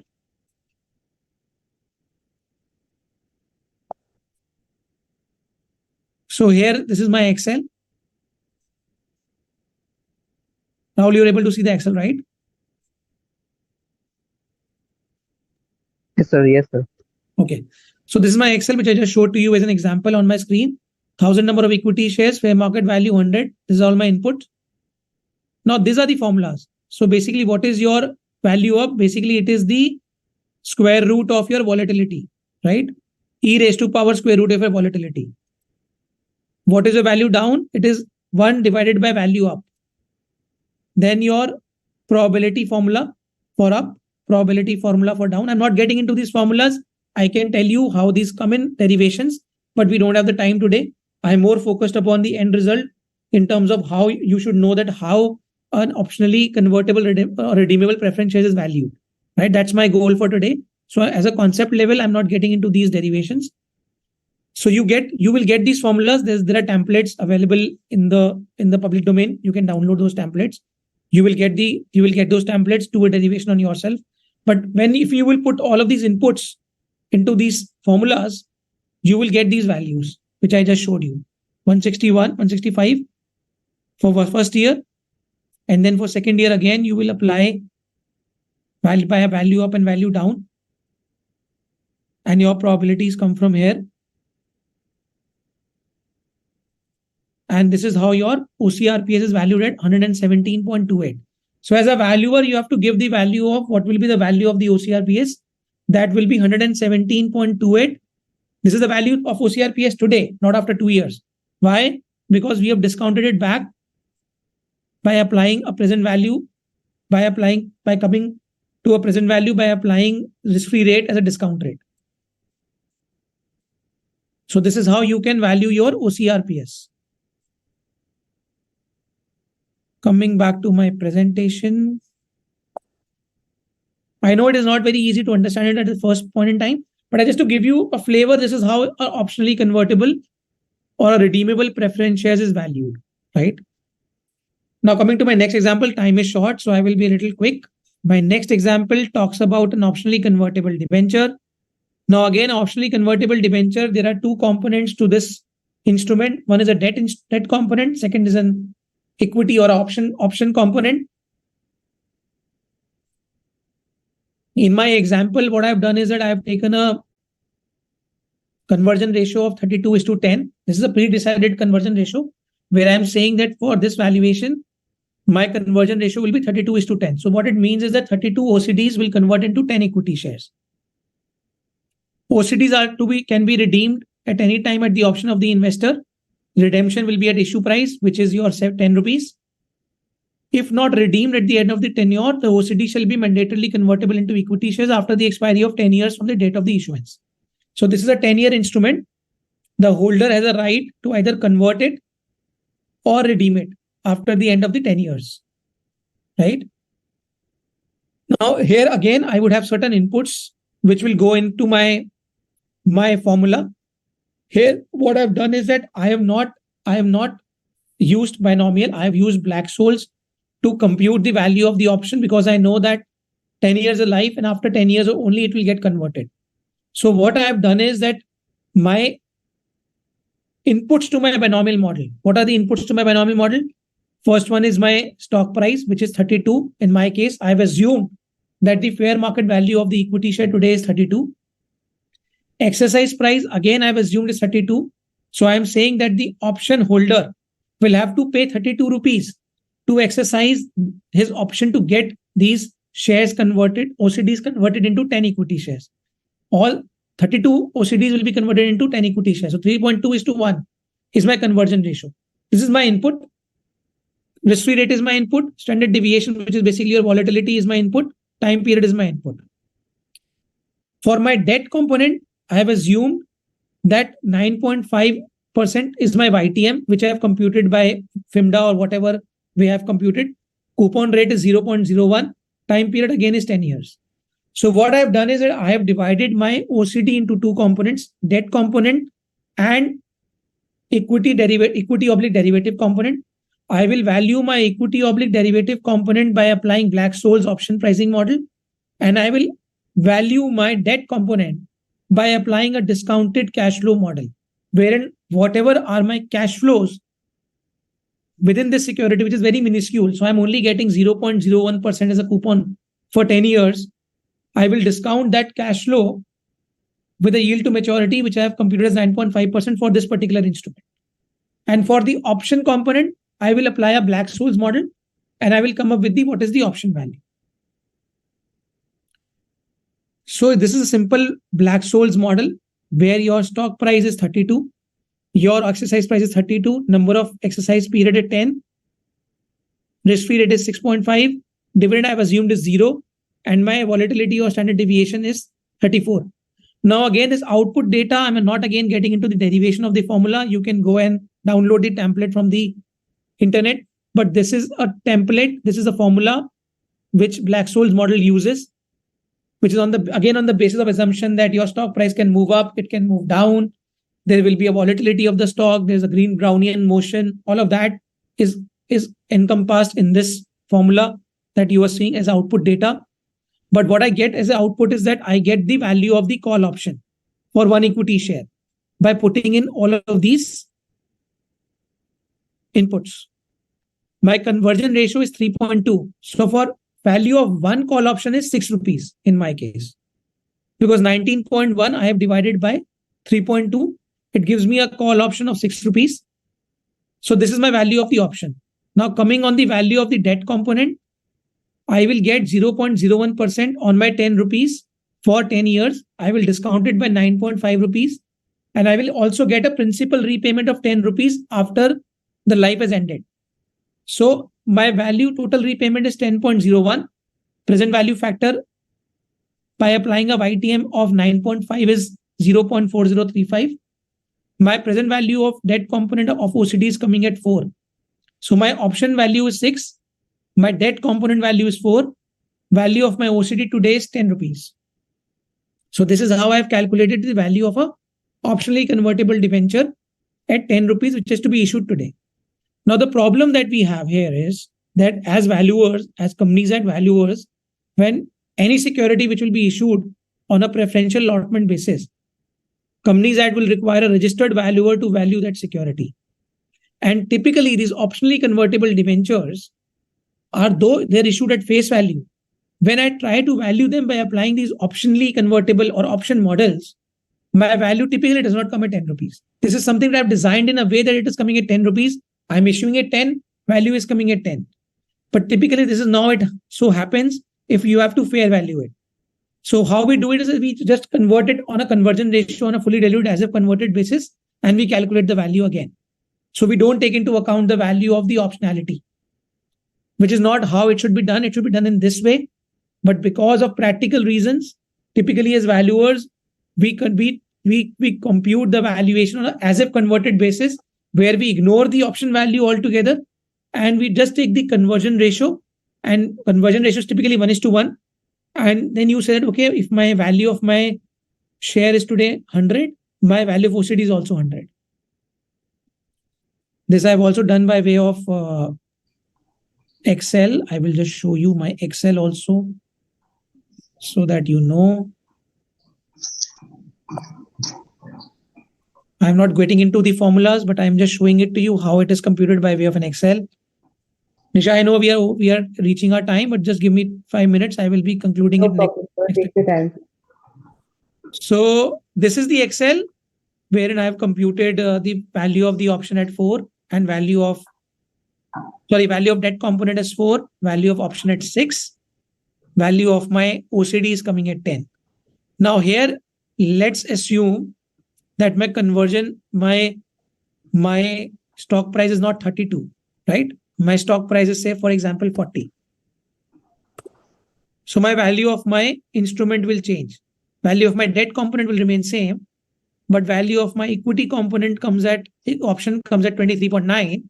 So my concluded value of my OCD reaches at 11.5, right?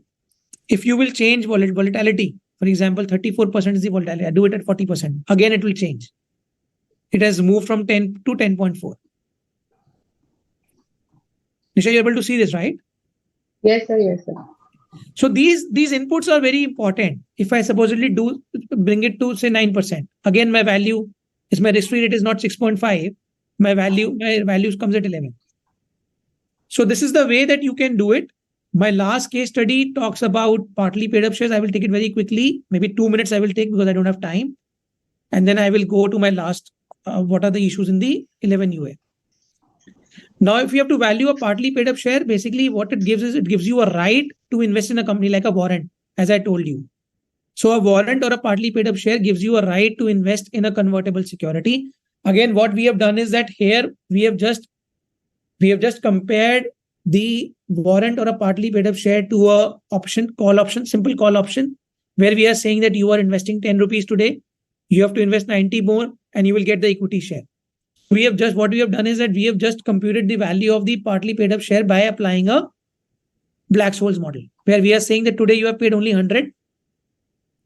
So investors subscribe to 100 shares with a paid up of 100 rupees, though he has to pay 1000, but he has only paid 100.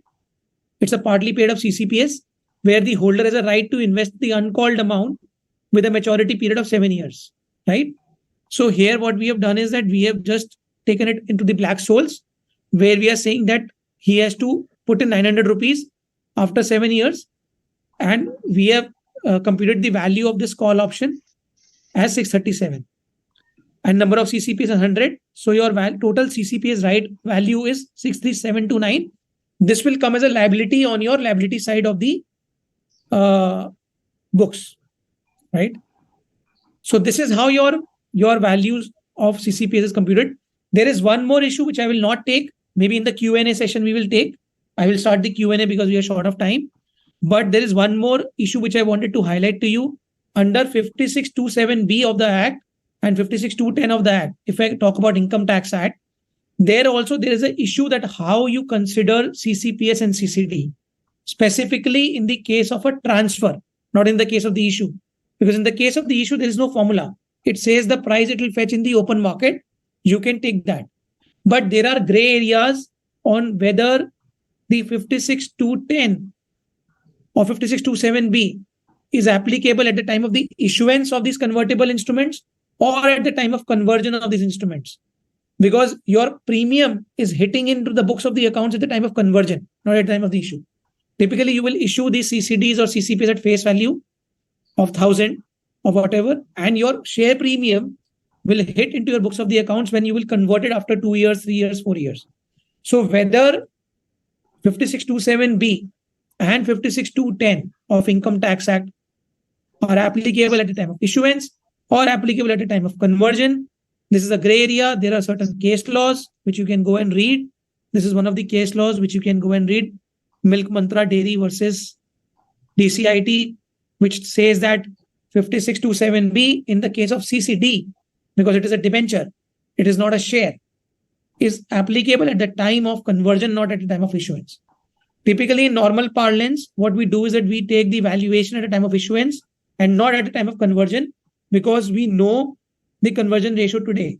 So at the time of conversion, we typically convert, and there is no money coming in the system when you are converting that security. Allotment is happening at the time of issuance. So typically at the time of conversion, you say that 5627B is not applicable. But that's again another challenge. There are case laws, there are litigations happening where they are saying that 5627B is applicable at the time of conversion, and the tax officers are making additions on the difference in the value which the company has at the time of issuance versus at the time of conversion. So at the time of issuance, you had 1000 rupees as the market value, and the conversion it is 2000. The tax officer is saying that he will tax this 1000 value upside, which has happened because of the difference between the issuance and the conversion time. Right? Another issue is in 56.210, I will not take that. But typically what happens is that 56.210, when you are transferring CCPS and equity share both, for equity share, there's a prescribed formula, which is on the basis of the NAV, and which only tells you that you have to divide the number of shares by the equity shares. But if you also have got CCPS, whether in the denominator, when you are dividing your value, NAV value, which 56.210 formula gives you, the NAV value I'm talking about, not the DCF value, NAV, which typically 56.210 gives you, whether the NAV you can divide by only the issued equity shares, or you can also add the fully diluted basis equity shares after converting the convertible instrument. That's again a gray area.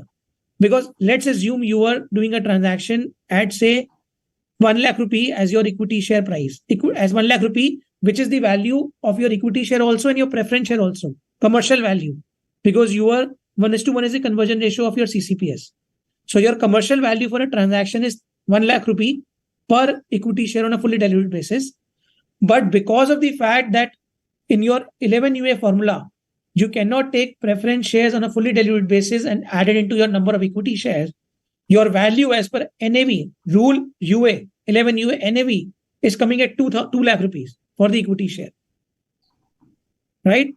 Equity share NAV is coming at 2 lakh because you cannot add your retained earnings, which a security premium, which you are getting because of your convertible instrument. Sorry, you cannot add the number of shares into your denominator and you will have to divide it by 1 lakh shares here. Your value is coming at 39, while it should come at 36.36, right?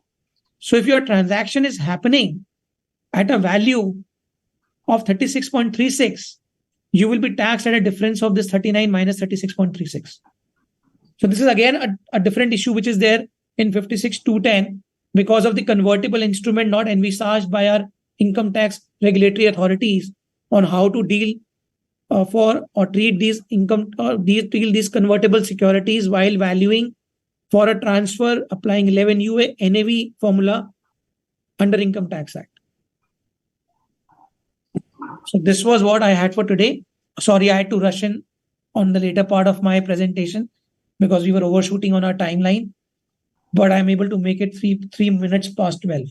So I don't know how much time we have for question and answers or how much keen people are to stay on a Sunday, but I'm available for next whatever minutes or time that we want to take for Q&A.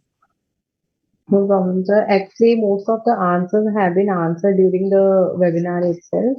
So Sure. we have left with only one question unanswered, which is in OCRPS, we should be calculating the value of conversion option or we should calculate the value of liquidation preference. This was the question, and he has shared his view also that in his view, it should be liquidation preference since the underlying assumption is investor wants to buy, invest, and not lend. So, what is Wants to your buy, opinion regarding this? investor wants to buy? And not to lend? No. So see, try and understand liquidation preference is another feature that can be there in that OCRPS, right? In my start of my presentation, I told you I'm ignoring all of these exotic rights because this have to be treated separately. But once you solve for this OCRPS that I have given you, because there's an option, right? There's an embedded option. It's a debt and equity both. It's a hybrid instrument. You cannot tell by the way of looking at the instrument whether the intention of the investor is to lend or to invest into equity. The very reason why he's getting into a hybrid instrument or a optionally convertible instrument that he's not sure at the time of investment that whether he wants to protect his principal amount or he wants to also take the equity upside, right? That is why there is an option embedded in that instrument which gives him a right to the holder to tomorrow also start participating in the equity upside of the company, right? And because this right is embedded in that instrument, we will have to calculate the value of the option and the debt and then combine both, and that will become my value of my instrument. Now, once you have that value of this instrument, right, then you can obviously go and apply the option pricing model again, Paxol model, and try and see that where this instrument falls in terms of liquidation preference in your capital structure. So there can be other equity shareholders or other preference shareholders in the same capital structure, which may have a superior liquidation preference, right? So liquidation preferences can be different for different investors in the same capital structure. In my cap structure, I can have 10 different types of instruments, 10 different types of investors having their own conversion terms, their own types of instruments, their own liquidation preferences. So first I have to compute the value of that particular instrument, and then I have to solve for the liquidation preference. So both coexist. So obviously I'll have to value liquidation preference as well, but I have to value instrument and then liquidation preference. And in my example, what I was doing was I was doing it more from an issuance perspective, that as registered valuers, when we are required to value a particular instrument for the purpose of Section 62 of the Companies Act, where I have to put in my report as a registered valuer for the preferential allotment of that instrument in the ROC, how will I value that instrument? That is how I gave that case study.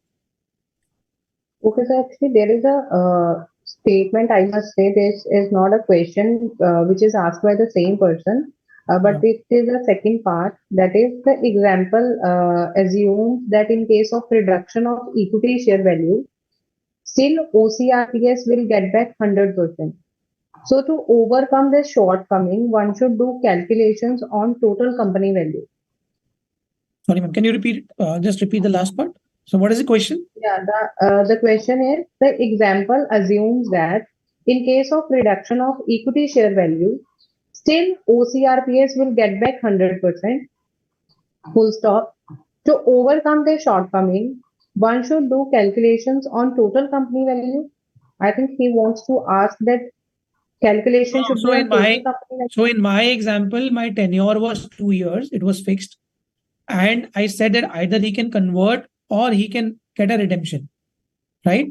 So after 2 years, if you when you were checking the total equity value, I was checking the total equity value of the company was coming at 37 in my example, which was lower than 100 in one of the cases because I was applying the probability of value going down also by my binomial. Because I had this option to either convert or redeem, and my value was below my threshold of 100, I will not convert, I will redeem. So my payoff will be 100, right? That is why I took 100 as my payoff in that particular situation. And the probability I applied of value going down by that 100, and I came up with a value. So obviously binomial will give you a probability of value going down and going up. So there can be a reduction in the value, there can be a upside in the value. And that is why we are solving for that variability in my future value of my equity share by applying the binomial model today and solving for my option value. Okay, so great. So we are done with today's Q&A session. This is the time to wind up the webinar.